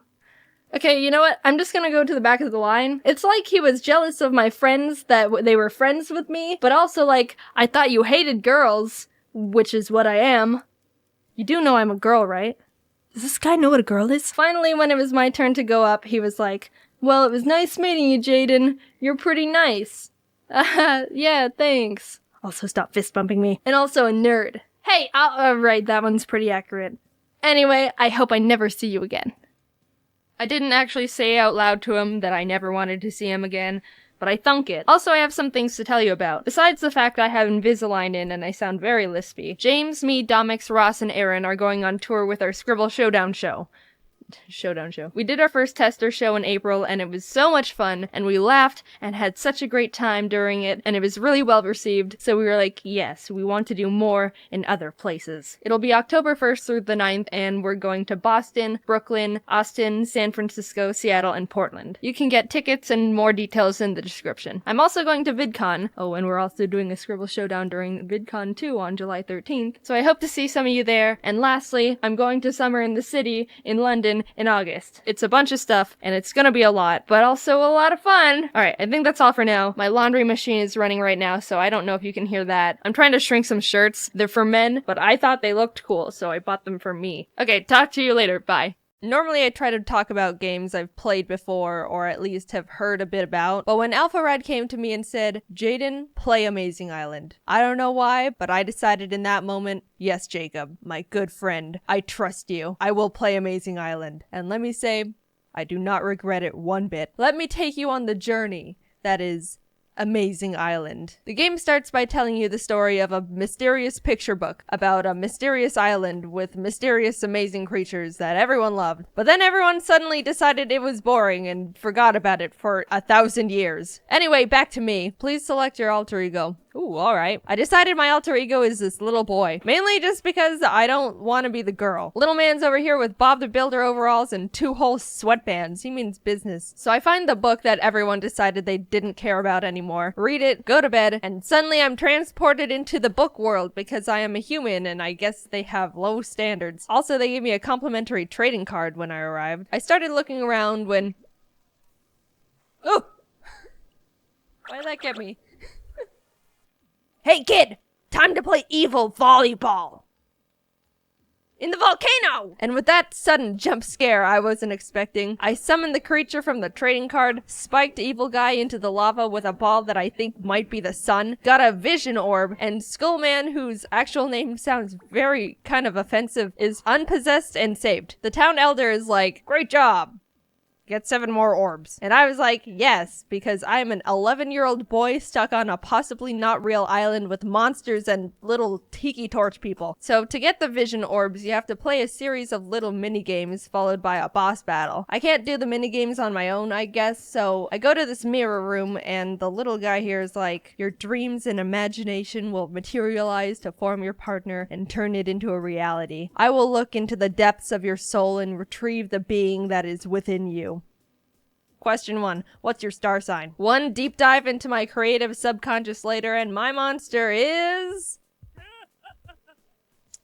I see. So that's what's been floating around in my brain this whole time. His name is Nathans, with an S. Nathans and I merge and fly off to the first minigame trial, which begins with a simple foot race. Oh my... Look at it! Holy crap!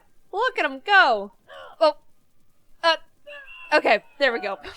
So that was an emotional roller coaster. Anyway, on to the next game, which is called Water Skip Slider. And oh my god, this game destroyed me. You've got to mash A, jump off the ramp, and flick the joystick at the right time to skip across the water. But for some reason, I just didn't understand the timing.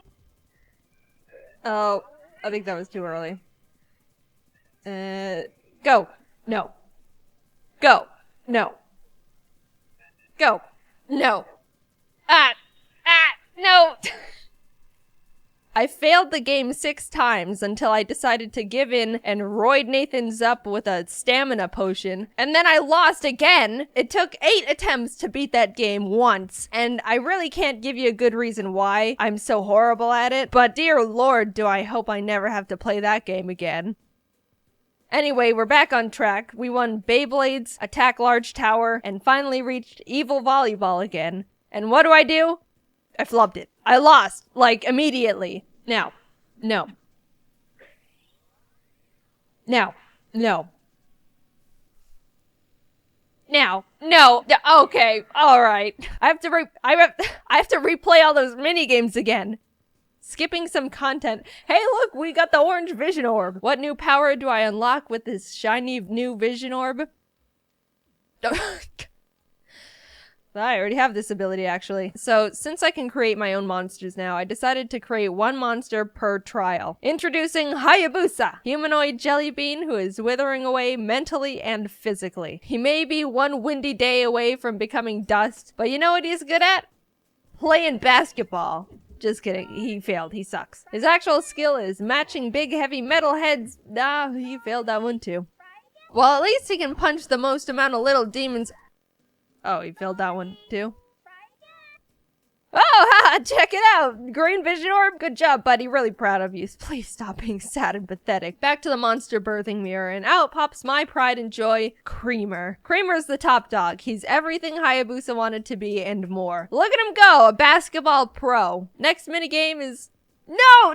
Not water skip Are you kidding me? So they make you play water skip slider again, but this time on top of the previous mechanics, there's giant pillars of rock you need to destroy while you're still trying to skip on the water. Anyway, so I failed it 3 times in a row. The stars aligned, and I was on to catapult craze. Ooh, perfect. Alright. Do I click stuff? Okay, there he goes. Oh.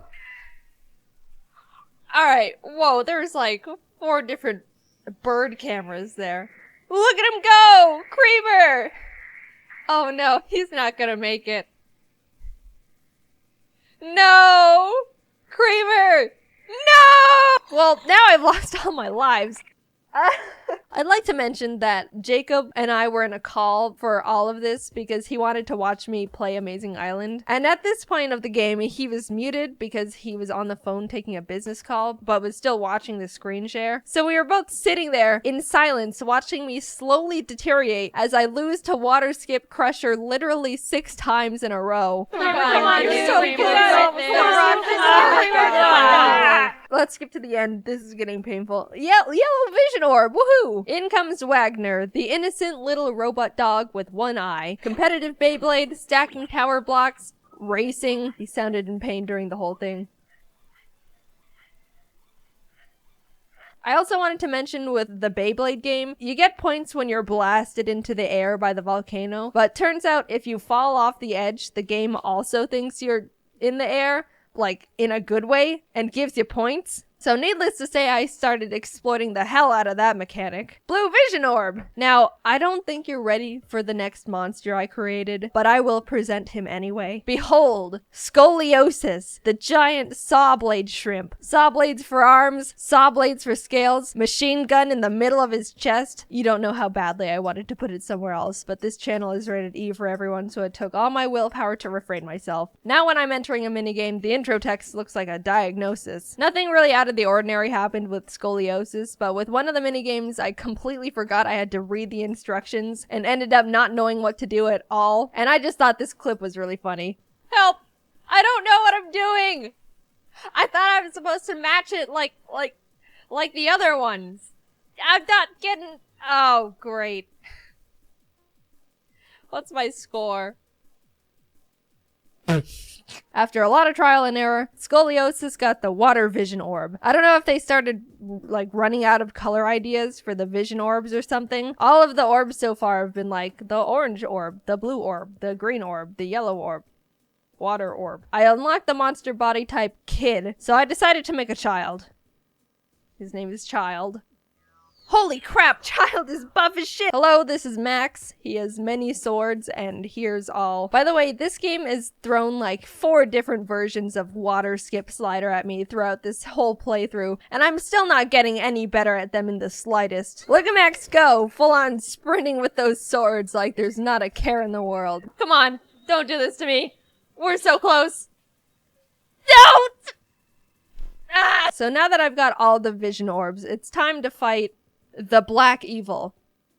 That's the game's actual name for the final boss. Please don't come after me for saying this. It's not under my control. But I've got one last thing I want to do. I wanted to combine all the monsters we've created so far and use that monster to fight the final boss. Nathan's eyes and wings, Hayabusa's arms, Creamer's tail, Wagner's little cog nose thing, Scoliosis' saw blades, Max's legs and swords, Child's happy face t-shirt. They all merge into my other half. This is Animations. You get it? We enter the volcano willingly this time, and there he is. Black Evil. Again, the game said it, not me. I don't know why, but the game developers decided to crank the difficulty on this fight to hard as they possibly could. It's another version of Evil Volleyball, by the way. If you expected anything else, I don't know what to tell you. He throws this astronomical freaking burning star at you, and you have to press A at the right time to catch it. Wait until the very end of the cliff to throw it back, otherwise you'll lose your platforms and fall off. And also click at the right time to throw it far enough to hit him. I know, a bit confusing. And it's not actually easier to play.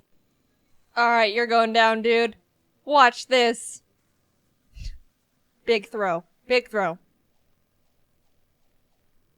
Alright. This one. Big throw.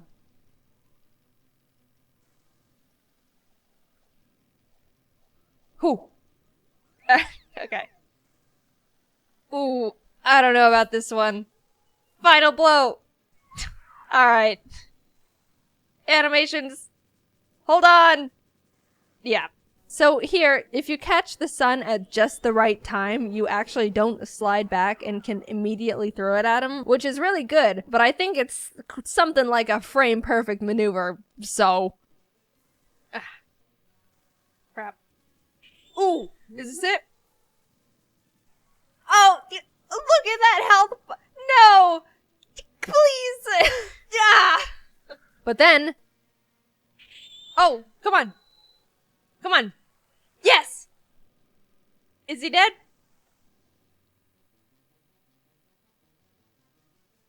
Ah! I'll be honest, I completely forgot there was supposed to be a phase 2. The tutorial totally told me about it, but I was failing for so long it just completely left my memory. I was freaking out because I wasn't mentally prepared and also didn't know what to do, so Jacob was trying to coach me in real time amidst the panic. It was not good, but somehow I did it. Dude, I don't even know what's happening. These special... I can't even see, like, what is... I won. I won.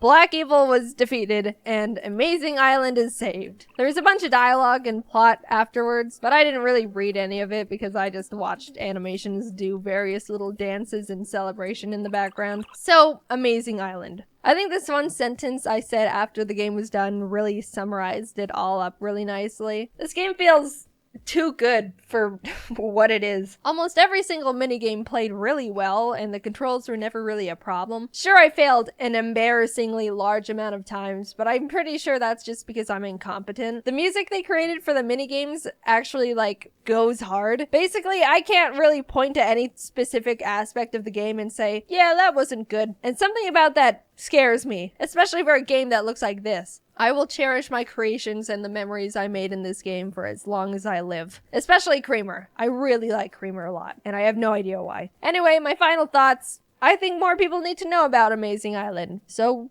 I don't know, go play it.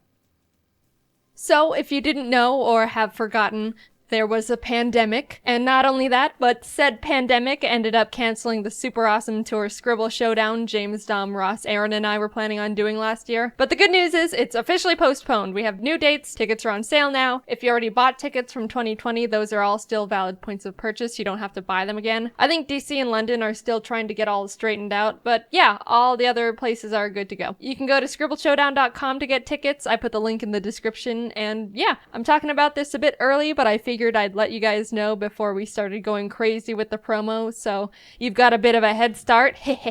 Anyway, thanks for watching the video. Amazing Island is cool. So, keeping it brief, we're just gonna watch some old videos of me. Sweet. First of all, I just want to say that I love that it's in a 4:3 aspect ratio. I mean, this was like 15 years ago. Now, what are we gonna do, Miss Jaiden, today? Aww. Cookies. Make cookies. For what? What? What are you making cookies for? What are they? Sprinkles. What are they? You tell me what happens on Easter. That Easter hides and hop on and What are you saying? hides all the eggs. Who does? Easter bunny. The Easter bunny. Obviously. Look at that. Those cookies are probably bad by now. This is very good. Very good. I'm eating sprinkles. I'm not even eating the cookies. I was gonna say, you put sprinkles in videos first. Yeah. Wait, pause it. I just want to go over all the cookies that Yeah, you've my made. mom said that she helped with some. And The J, that's supposed to be James. This one, you were just like, oh, there's a bunch of sprinkles. looks like I just dropped a bunch of sprinkles on. These 3 up here, your mom did. Give me some credit here. This one was definitely you. I don't even This know one what was that definitely is. you. This one even actually has a question mark on it. Yeah. It's like, I don't know what I'm doing here. Obviously, I was going to grow up to be an artist. The J one's my favorite. It Is could it be- backwards? No, it's not. No, I'm it's just- dyslexic. Look at that monster bite. Yummy for tummy. Well, how old was Jax? He's not even born. He's not born? This is No. Spoilers. BJ? BJ. Before Jax? S1. An S1. And a second one. A that one. And a Wait, line one. Mm-hmm. is this loss? And what are these for? Easter? Don't pop on the cookies. Easter. You can see my old dog. Oh, Aw, Keisha. Keisha? Looking for the egg. It's right there. Oh. The big bottle. Man, where could it be? Is this coming out on Easter? I don't know. When is Easter? That's an April? I took a good 7 seconds to find that. Yeah. I It was like- camouflaged. Give yourself some credit. Yeah. Walk to your right. Your right. That's the face of someone who doesn't know the rights or lefts. Jaiden, that way. Your dad has to point it out. To your right. Dad, I still don't know my right. Behind you. I know that one. Yeah. Obviously, man, I wish I keep walking forward. you're warmer, colder, I don't colder. even find it. You don't. I'm hiding under the table. Jaiden. Yeah. She's just so disappointed. Oh, it's Disneyland. Oh. Who are those people? I was gonna say, like, which one's Jax? I was in someone else's phone. Oh, Mickey. Oh, Mickey. I look really... You don't know who that is. I remember my parents, Mhm. like, they gave me that hat, and it had, like, an engraving of my name in the back. Aw. I think, like, I was like, oh, I like the other one better, but this one's okay. And then my parents were like, we'll get you the other one. As a kid, I was like, oh my god, I feel so bad. Even as a kid, you were that conscious about spending money, basically. Yeah, I was like, I don't need two hats. Those characters in Disneyland must be like really hard to have that job because you have to be high energy all day. You just have to have high, like, Yeah. body movement energy. But then I was thinking about it, like, they don't have to smile in pictures. No. They don't even have to smile at all. This guy could be frowning right now. Someone could be, like, mouthing, I hate you. Yeah, in and photos. no one would know. Yeah, see, he could just be like, get over here, kid. Alright, get the freaking... oh, look at that. Aw, Tigger and Eeyore. What? I had fun. Aw. You just trip. Oh, Naruto run. Naruto Yeah, run. not too fast. Oh my god. Oh, goodness. Is this you? Yeah, it went back in time. It went back in time? That's my first birthday. 2. Blow it out. Do it. Come on. Just. She stole the credit. Someone give me some cake. Trying to remember what my first birthday was like. My mom's like force feeding me the cake. I'm crying. Mom! Do you remember any of these? Oh, of course not. Well, do you remember the Disneyland? I don't know any of these people. Except not even your mom. That's mommy's tummy. Whoa! Oh my gosh. Oh, this is Jax. Yeah. Okay. Yeah, I thought that- you were in the stuff. You're alive. Jaiden. What's up? But look at Crab. There's brother in there. But Crab. But crap. Did you realize that this is gonna be your brother forever? I don't think I knew. What movies were out at this time? Like, I what would have have a no kid idea. liked? I'm literally forcing my dad to videotape the crap. My unborn brother. He's gonna be born tomorrow, and I'm like, but look at this awesome shot. zoom in a little bit. Hey, look at your pretty friend. Oh, it's Jax. Who's that? Look at him. Super He Jax. used to like put Oh, his Super blanket Jax. over. Oh, it's you know, SpongeBob. just like that. Yeah, we loved SpongeBob. Oh. Super Jax. Oh, Super James. look at that. Watch that out you don't pose. bump into. Is it weird that I also had a Super James? Really? That's not weird. Oh yeah, I remember you talking about that. Yeah. Oh, a horse. Oh, this. Wait, this is like a neighborhood.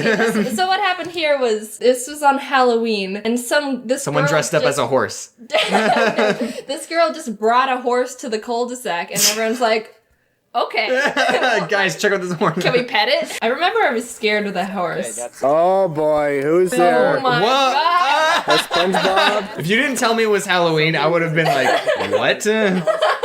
Oh, I love how I can see anything. boy. Everything. Oh, I see Patrick. I think Jackson is part of the KKK. Wait. He's part of... I mean, it's not... Am I allowed to have that? It was your dad who said it. Did you get candy? Oh. I guess so. So do you remember any of like dressing up as SpongeBob for Halloween? I do remember dressing up, but... Play the drums. Nice. You playing the drums? He just breaks one. I remember we would take out the bowls and play them like drums with chopsticks. Do kids even know what drums are at that age? I don't know. I think we They're just, like, they're just our like parents were hitting like, things. drums, and we're like, okay. Oh. Careful. Oh, not so Jaiden's first day of school. Oh my gosh. Oh man, my niece next year she's going to start her first day of school. Really? And it's like Is so. she as excited as I was? I don't know, but it's just like weird to think like because my niece I still think of her as a baby, and it's Yeah. like she can't talk. She can talk. I just haven't seen her in a while. Yeah, you're just not there for her. Yeah. It's weird for like we're like done, but some kids are just starting. It's like, oh. What do you mean we're done? Oh, like, done with school? We're done with school. Like Yeah. we went through 12 years. Yeah. And some people are just starting. Do you think there's any kindergartners watching this? Maybe. Best of luck out there, troops. Yeah. You can do some messed up stuff in kindergarten. You can eat glue. And Yep. people are like, oh, it's okay. Yeah, he's kindergarten. It's a Powerpuff Girl. Powerpuff Girls backpack. It's Aw. Powerpuff Girls, of I course. love them. Yeah. I was really excited. I don't just dance. I don't have anything to dance for in Glee anymore. I was going to say, did you dance like this for the first day of school in any other years? Because I feel like since first grade, you like would not be happy to go back to after school. this first day, I'm like, oh. This is what Hey, school how much is. do I have left? 12 years? Oh. What do you think you're gonna do today? Do you not realize? Cuddle. You say cuddle? Have fun. Cuddle and have fun. School's the best. Okay, let's go. Dance. Dance. Wait, what song is this? It's Celebration. Oh, wow. So, Jack's dance. I don't remember any of this. So, like, if these weren't recorded, they'd be lost in the world's history. Thank God they were resurrected. yeah. I remember this Jeep. Yeah. It would always run out of battery. What, did you get it for like Christmas or a birthday or just... I ran over France. Put your hands on the wheel. Look at me. Wait, the front's all busted up. Yeah. I drive a little bit better. Turn to the right. Oh, and that's it. That's it? That's all I have. That's a good way to end it. Driving off into the sunset. I'm a better driver now. I don't start and stop in the middle. You're not as like push and go. I used to, that's how I started. I would like, and my mom's like, you should just keep your foot on the pedal. Yeah. What did we learn? It's weird that I was that person. I saw one of those like fun fact website things that your cells regenerate every 7 years. Yeah. So it's like every 7 years you are technically a different person. So we just watched some random kid. every 7 Is it years. like gradual? Or Maybe is it's gradual because I don't think it's like just morph. We're I don't- all just I don't- morphing butterflies. Yeah, I don't think it's 7 years time to shed my skin and regenerate. That's just what I think all children are like. They're all excited, full of happiness. Excited to go to school and Mhm. cuddle and have fun. Now here I am, bags under my eyes. Oh no, having a job. I can't make 3 batches of cookies and just scribble all over them. No one's filming you, just going like, wow. Wow, yummy for tummy. Thanks for stopping Thanks by for having me, and Jaiden. watching those videos. Trip down memory lane. Now Yeah. I want to look at some of my old You videos. should. It was really fun. Yeah. Okay. All right, bye. All right, wear your seatbelt.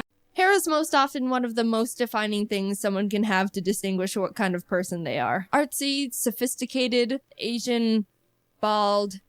Hey, did you know that you're bald? Yes, thank you. My mom is a hairdresser, so I've been lucky enough to never have to worry about haircuts. Ever. Free haircuts for life. That's the biggest positive to having a hairdresser as a parent. Unless your parent doesn't give you special treatment.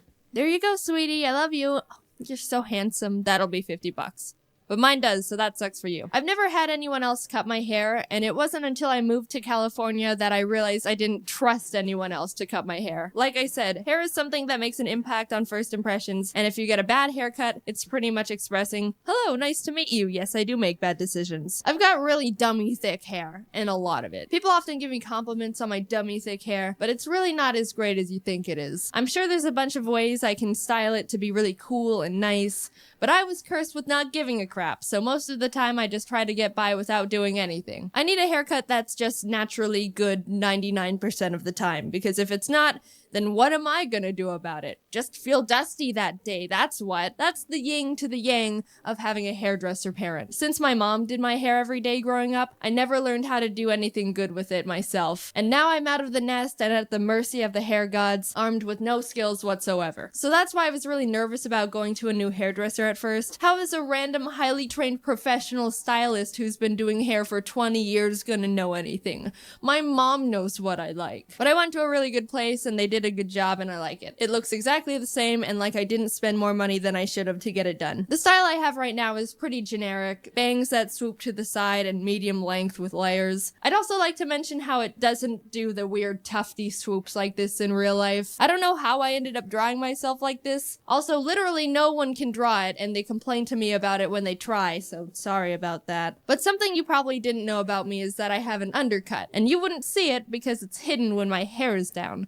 I'm super sneaky like that. I've had it for probably a year and a half now, and there were two main reasons why I wanted to get it. One, because I was getting bored with my hair and wanted to do something different. And two, because I have way too much hair on my head, and it was driving me insane. Oh my god, it just needed to go. It takes half a day to dry if I take a shower in the morning, and if any slight breeze hits it when it's damp, it'll puff up uncontrollably. You can see my hair sheds much more because they're like long, dark snakes all over the place. It looks like the girl from The Ring ran back and forth down a single path in my house. They also travel like burrs in the wind. I don't know how they do it. I'm pretty impressed with them, actually. My roommate will find hairs in their room and clothes. Friends will find them in their house when I've never been there before. There's probably a radius around my house that's just contaminated. Scientists have found that you're never more than 3 kilometers away from a Jaiden hair. So getting an undercut, while not a complete solution to my hair problem, was helpful because now I just have less hair to lose. I'm content with the hairstyle I've got now. It's gone through a lot growing up. For most of my childhood, it was pretty long and straight. You can see that when James and I watched my childhood videos. There was one time in 6th grade where my mom accidentally cut it too short and it looked like a coconut, but we're not going down that path today. My mom always wanted me to do fun stuff with my hair, so she'd always be like, let's do something cool with your hair. And I've been like, no, I'm fine. I like being average and having no attention-grabbing features. But in freshman year of high school, I was like, new school, new me, let's do it. So we put 2 streaks of red in my hair, which I thought was really cool. Dave, I'm coming for your brand.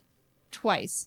That lasted maybe half a year until I wanted to change the color of the streaks, so we went a little further and made them purple into pink streaks. Then after I got bored of that, we went even further, and instead of having the streaks, we made the ends fade into purple into pink. I like that one a lot because you could see the color more often. Then in college, I changed from purple into pink into purple. It was more subtle, but I liked it a lot. It was probably my favorite of the color styles I had. Everything was great about the colored hair, except not because it was annoying. If any of you have had colored hair, which I'm assuming statistically at least one of you have because it's the internet and we're quirky, then you know the hell of maintaining colored hair. Right after you get it done, you take a shower and all of a sudden the dye is staining the water and the bathroom and literally everything. Goodbye, white towels. I never trusted you anyway. You go to sleep with damp hair. Oh, I didn't know the white pillowcase I own is actually a quarter purpley pink exactly where I put my head. After like a week or two, it starts just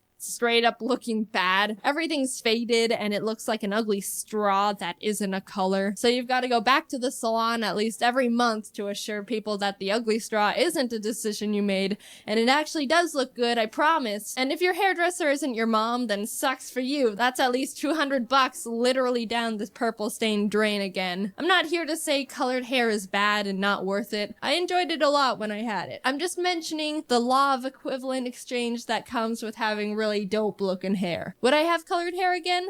Probably not. Do I regret when I did have it? Probably not. I had fun and got it all out of my system, and now I like having my natural hair color again. Want to hear something probably gross? No, wait, please don't leave. One time when I was a kid, it was Sunday morning, and I went into my parents' room to watch cartoons on their TV, and as I got onto their bed to get comfy, I felt something weird and tickly on my leg, so I looked to see what it was, and somehow one of my mom's hairs was thick enough to pierce through a shallow part of my skin and out again, so it was like I sewed my leg with one of my mom's hairs. It didn't really bother me, I just pulled it out and kept watching cartoons, but I still think about it every once in a while. I think my mom's Hercules. I like my hair. I wish I knew more about how to style or do stuff with it. I'm kinda intimidated by my hair because I don't want to make it look bad, so I'm content with just having it do its thing most of the time, and if it's bad, it's only like 50% my fault. Luckily, I can draw it in any way I want, and you'll never know if it's messed up or not. I want to know if anyone else has experienced being pierced by a hair strand, because I don't know anyone else who has. Since it's Christmas, I have a Christmas poster my friend Kelsey made being sold on the store if you're interested. Just wanted to let you know because, I don't know, some people like posters. I also wanted to say thanks for the really great feedback on the Nuzlocke video. It was a lot of work and the team and I were super glad you seemed to really enjoy it because it did really well, actually. I'd like to do another sometime, but we need a bit of a break because that was a lot of work. No promises, but also not promising anything. Anyway, thanks for watching this video, unless you skip to the end, which means you're a freak. I promised you a flirting animation in the last video, so here you go. Brr. Big shocker. I don't like it. I'm assuming you all guessed based on my personality that I'm not one to partake in swooning someone over with charming words of flattery. I don't think I've ever flirted in my entire life, come to think of it. Okay, well, I did this one time by accident, but I'll get to that later on. I'm more of a make someone feel good and just overall let them know I care about them kind of person. I have no courage to do anything else. All I can imagine is me just trying to approach someone being like, "Hey there. I have a girlfriend." Oh my god, same! We have so much in common!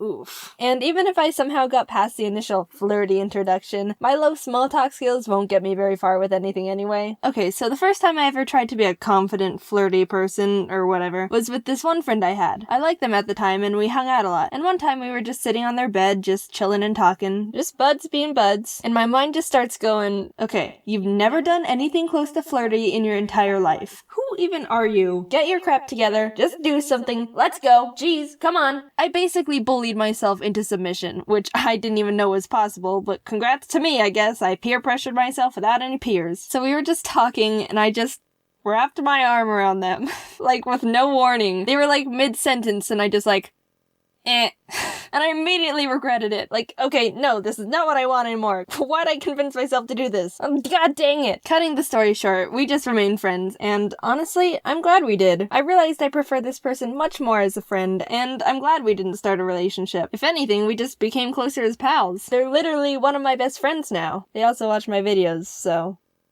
hey. You're probably expecting me to say this is awkward. But you're wrong! We're best friends! Sorry you can't laugh at my self-deprecation this time! Ha! Just a side tangent. I don't understand why people just stop talking to someone just because they don't share mutual feelings with them. Like, okay, so you like someone enough to possibly consider starting a closer relationship, which means you already enjoy their company, personality, and overall them as a person. And just because they don't share the same romantic feelings back, you all of a sudden don't want to associate with them anymore? That makes absolutely no sense. Minus the relationship, you two sound like you could have a freaking bomb friendship, since you theoretically should be able to get along perfectly. I mean, if you consider them as an adequate possible partner. I don't know, it just doesn't make sense to me. Unless you're a douchebag and you only like that person for their looks and nothing else. Another part to flirting is the texting, the messaging, the sliding in the DMsing. And I don't really do that either, but I have something to say about it. So I guess I understand why you would want to wait a few minutes to text someone back because you don't want to seem clingy or something. But why do people wait, like, more than 10 minutes? That's such a waste of time. And it kind of comes off that you don't really care that you're talking to them, which is the opposite of what you're feeling. Why can't we show when we appreciate someone anymore? Also, I know people who want to text someone they like as little as possible because, I don't know, again, it makes it seem like they don't want to be texting them or something. They'll almost make it a competition to try and leave the conversation first. Like, congrats, you win on finding a way to make them be the last to text in your conversation. You know what your prize is? Not getting to talk to the person you want to talk to. Putting it that way doesn't make it seem all that appealing, does it? So now I'm sure you're wanting me to tell you stories that make me kind of die a bit inside, but provide you with entertainment. And you're right, let's start with awkward first date, shall we? During my junior year of high school after our homecoming dance, my group of friends and I wanted to go bowling because fun. I didn't have a date, obviously. At the bowling place next to our lane were a group of people around the same age as us, and out of the blue, one of my friends just goes, "Hey, will you guys take a picture with us so it looks like we have dates?" Rachel! So we took pictures with these random people, and the one that was my date was like, you should send that to me. And me being freaking innocent and clueless just goes, okay. Wait, I don't have your number. Wait,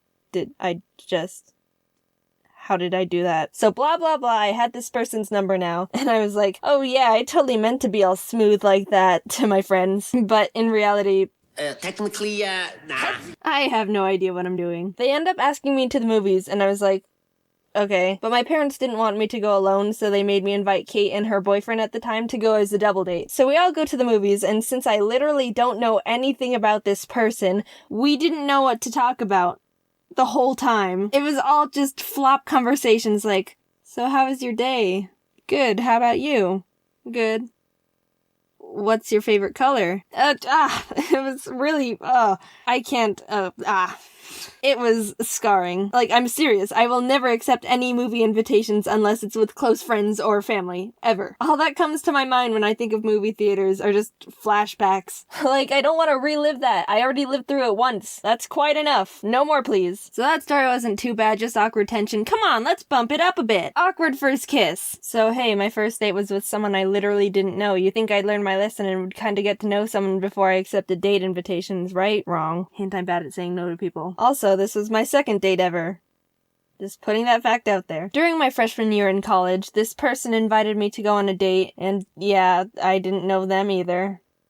Like at all. I've learned my lesson now, okay? We meet up and decide to eat at a restaurant, and hey-oh, I'll save some time just by saying it was going very similar to my first date. Exposition time. My college has this mountain near it called A Mountain, and people like to hike it. Well, it's really not even a hike, more like walking up at a mild angle. So we wind up walking up a mountain and sitting on a rock platform at the top, and we continue attempting at a normal conversation, not really succeeding. At one point, they put their arm around me.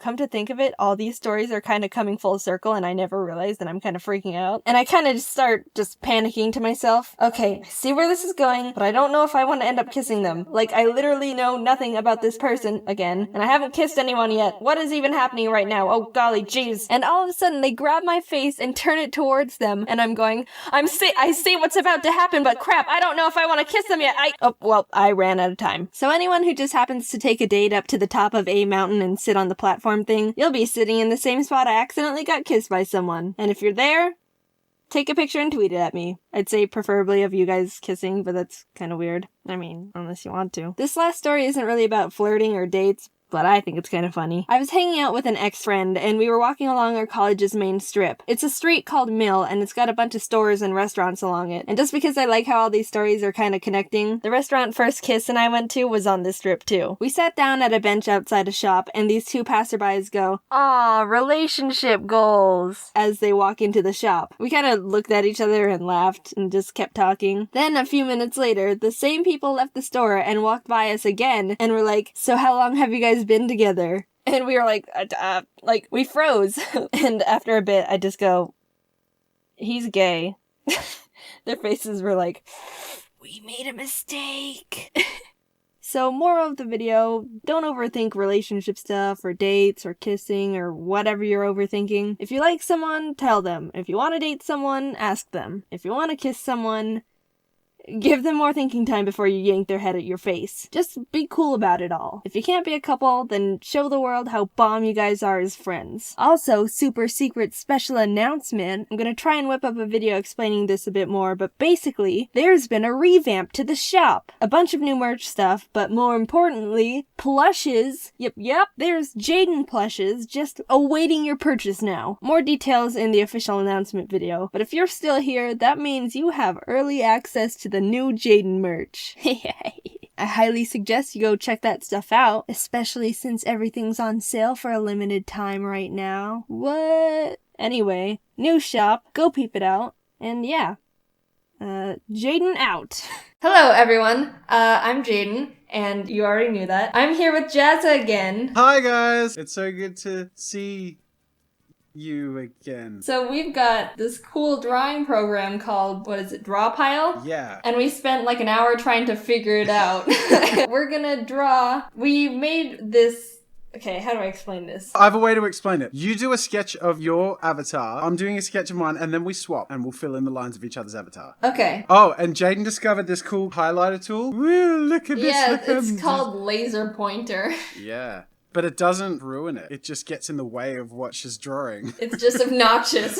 Yeah, exactly. I can draw like a little mustache. Hey, so you outline my character and I'll outline yours. See here how we've filled in each other's sketches. Our activity today is we're both gonna sketch really simple shapes in combinations that may or may not make sense, and then we'll swap over and do the actual refined drawing. Yeah. Maybe we could decide specific things. Like maybe the first thing we could do is say, okay, well, we're gonna make a Pokemon. So we both like make a bunch of shapes and then we swap over and turn it into a Pokemon. That way we can appeal to pop culture. Get more views. Yes, exactly. Okay, we just like decided what we're doing right now on the video. Yep. I feel like your Pokemon needs a big circle as a foundation here. I'm gonna start off with a diamond. Do you have a favorite shape? My favorite shape is triangle. Really? Yeah. Favorite shape? Oh, that's...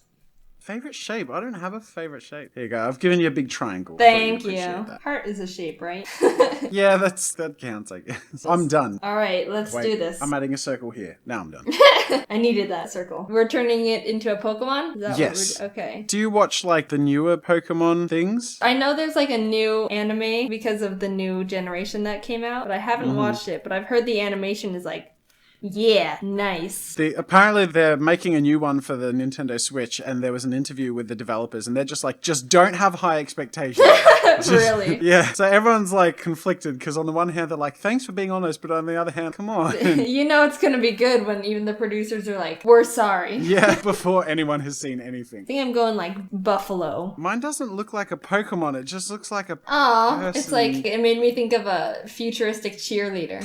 I don't know how to draw rocks. I'm not good at environmental drawings. That's a rock, okay, everyone? Of all the rocks I've seen, Jaiden. That's one of the worst. He's gonna have 6 legs, because that's what you gave me. Oh, he looks so cool. Mine's sort of dumb. No, he looks happy. He looks like do you know Porygon? Porygon 2, that series. Yeah, I guess I was going for pretend that it was all intentional. Pokemon has like a certain style to it. It's like cartoon, but also... Yeah, I think it's sort of like this style. I was like, whoa, where'd that come from? And I was like, oh, it's Jezza. You came into my territory. What type is your Pokemon? I think I'm going rock, because he's got like this rock...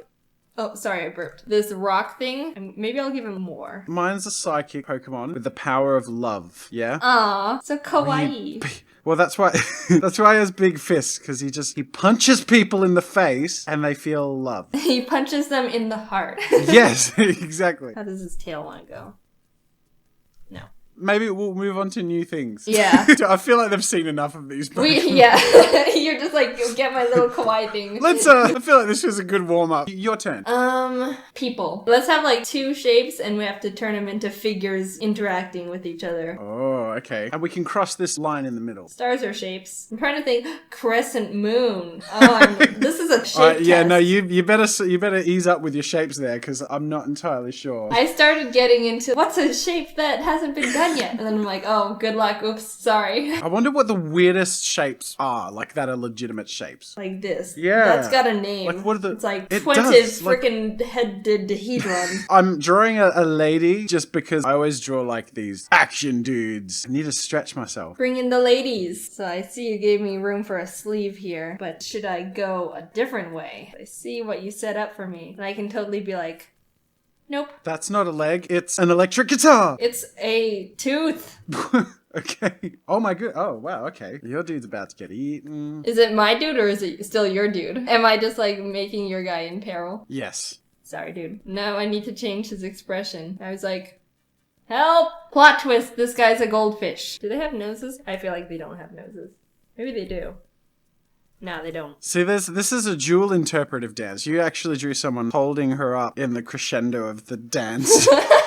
You know that scene from Dirty Dancing when she's being lifted up and it's all like romantic or whatever? It's totally like that. The movie Dirty Dancing sounds like a dirty movie, but really it's like white people stepping side to side and clapping. Like in the high school, and like the hands are like on the hips instead of the shoulders. Yeah, leave room for Jesus. I actually used to say that. I grew up in a religious family. You'd go to like church camps and stuff, and they would say things like leave room for Jesus in your dancing. Jesus wants to dance with y'all too. In fact, this is Jesus. Aw. We left room for Jesus. Oh, Jesus, he's got this huge punching thing. He's punching the snake because it's secretly the devil. It's secretly... Yeah. What's... Lucifer. Man, I gave Jesus some luscious lips. I'm gonna Jesus, tone, what tone lip gloss these do down. you use? And then who's the person over here? It looks a bit like David Bowie. David Bowie's holding up Jesus, who's wearing high heels and also saving this goldfish from Lucifer's snake. I feel like we're doing really well in this video. We've appealed to Pokemon lovers, definitely appealed to religious people. Who can we exploit now? Next one? Old people. Old What do people. old people love? Knitting and naps, right? I'm a relatable old person. Sup, fellow seniors? We tend to put old people in a box, like they're not as cool, like we young hip people. Let's draw some really cool and attractive old people that older audience members can look up to and have a crush on, or... The relatable cool grandpas and grandmas. Am I doing this? I'm doing this. Sorry to everyone. What are Nothing, you never mind, doing? I changed my mind. What are you doing? Nothing, it's just shapes. I don't know what you see. Oh my god. Nothing. Don't put that in the video. It's your video, you're editing this. Yeah, Jaiden, don't put that in. Crescent moon! Everyone's favorite shape. So yours is a lady, mine's a man, and we'll swap over and draw each other's. And they're about to go to the dance. These are the cool old people, and they're about to go to... We're very dancey today. Alright, I can work with that. He's got something in his hand. I don't know what yet. I guess that's for him to... Oh, he bought her flowers! Oh, that's so nice! Purple flowers. Everyone likes purple flowers. I had a friend who, when she was younger, her grandma said that all purple flowers are toxic and poisonous, so she was terrified of purple flowers for Really? a long time. It's so easy to completely and permanently damage someone's psyche. Oh, don't touch those flowers, they'll kill you. 20 years later, they're like, I've never touched a purple flower since that day. I have a son, and I love coming up with ways to psychologically damage him. It's like a game for like a high score. Who can damage their child the most? She's got a box of chocolates. That's a futuristic way of boxing chocolates. Well, she fought in the war where they couldn't afford full circle boxes of chocolates. Oh, this is more efficient. Yeah. She has like a giant rocket wheelchair. Oh, heck yeah. Because when she fought in the war, she was a rocket scientist, yeah. That'd be so cool. Like, they're going Yep. to the dance, and instead of appearing in a limo, it'd be just like two people in a space wheelchair. This guy is also a pimp, so his cane has a diamond on it. Of course. I feel like he needs some fur. Oh, You you're know? right, you're right. Yeah. Every pimp has his fur. Please have like just blood. It's like a freshly It's like killed too animal. fresh. I feel like we're isolating animal lovers now. We're not Yeah. appealing to everyone. When you win some, you lose some. They look like a pretty fitting couple. Heck yeah. Hecka good. Really, yeah. Hecka good. Hecka good. What's her name? I keep thinking of names of Disney characters. I've literally gone through Elsa, Elphaba, and Meredith. I'm like, Meredith. they're all Disney princesses. Meridelphaba. Tabitha. Tabitha? A match made in heaven. Tabitha and Meredith Ulthaba. I'm just gonna cut to me, like, walking this guy over. He's walking over. Mwah. Give her a kiss. That was good. I feel like there's more potential to be unlocked. We'll do a couple more on my channel. Yeah. See what we can come up with. If we haven't appealed to you yet in this video, just wait. Because we have more audiences to exploit. I like this program. When you can get it working, it's actually kind of fun. Yeah, it took like an hour to set up, and that probably is also us not knowing anything about anything. I feel like it'd be like really crazy if you have 10 friends and it's a huge group. Maybe we should do like a mega collab one time and just get like 5 people in there. That's a terrible idea. 10 YouTubers all in the same. Yeah. That'd be chaos. That's more audiences to exploit. Oh my goodness, so much potential. Thank you for watching this video. You should go over and watch Jazz's video where we do more of these. And who knows what crazy things happened over there. Oh boy. It's gonna be wild. Do you know who else is cool? Who else is cool?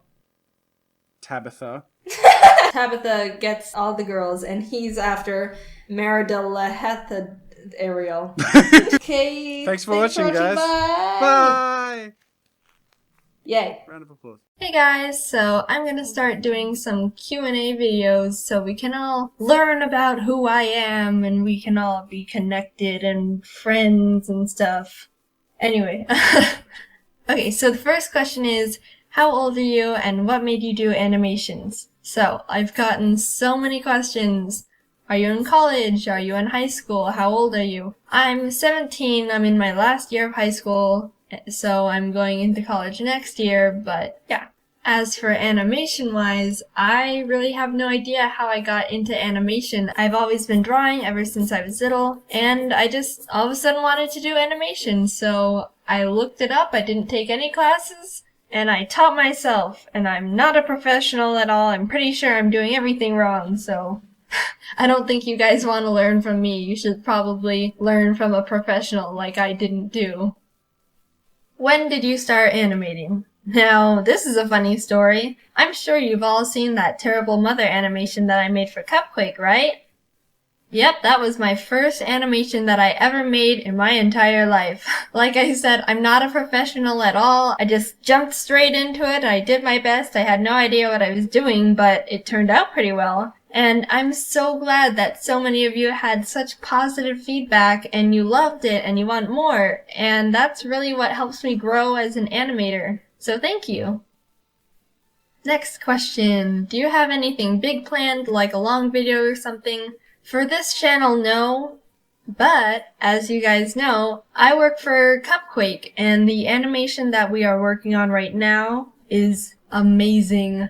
It's turning out so well, and I think you guys are gonna love it, maybe even more than Terrible Mother and Dino Killer, the other ones that we have out. It's different. It's a lot different from the Minecraft shorts, but it's my favorite out of all of them so far.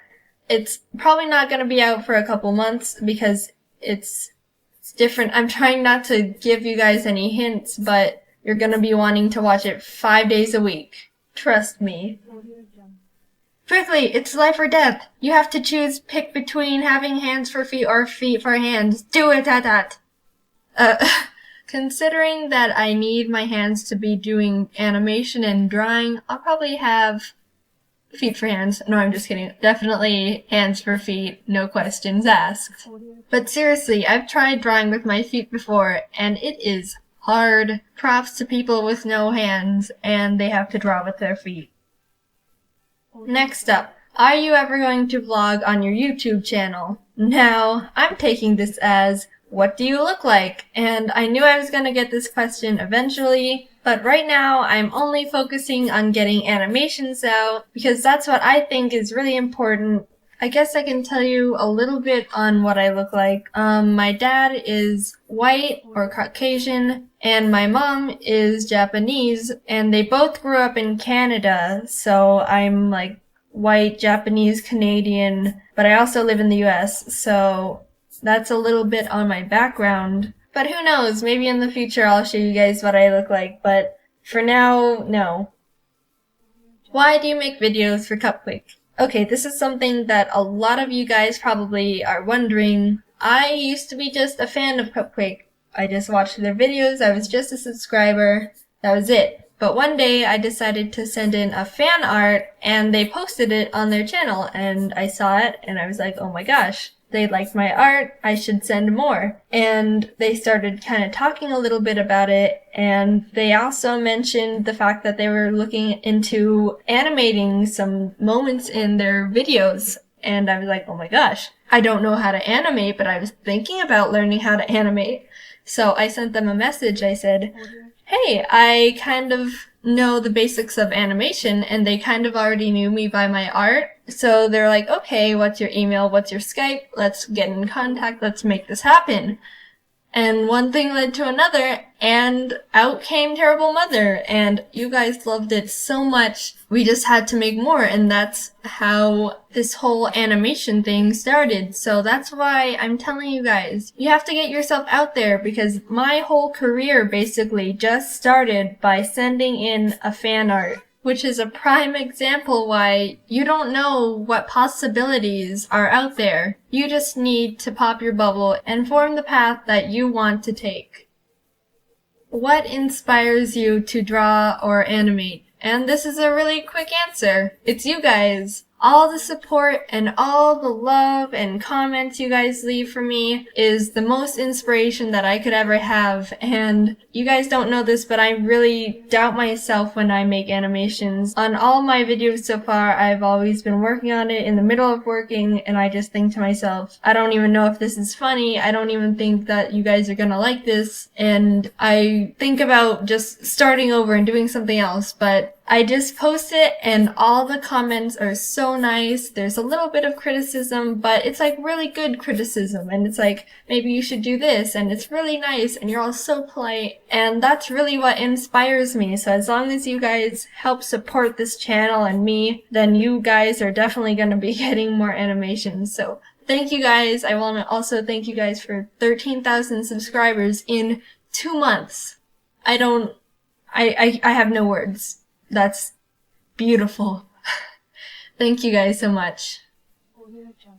Well, that's all the questions I'm going to answer for this video. Make sure to like the video and subscribe if you haven't. Also, if you want to be updated on the channel, know when I'm taking questions for more Q&A videos, or even getting a day in advance notification on when I'm posting an animation, follow me on Twitter at Jaiden Animation, and check out my DeviantArt where I post some of my drawings. Anyway, thanks for all the support and all the love, and I'll see you again later. Bye!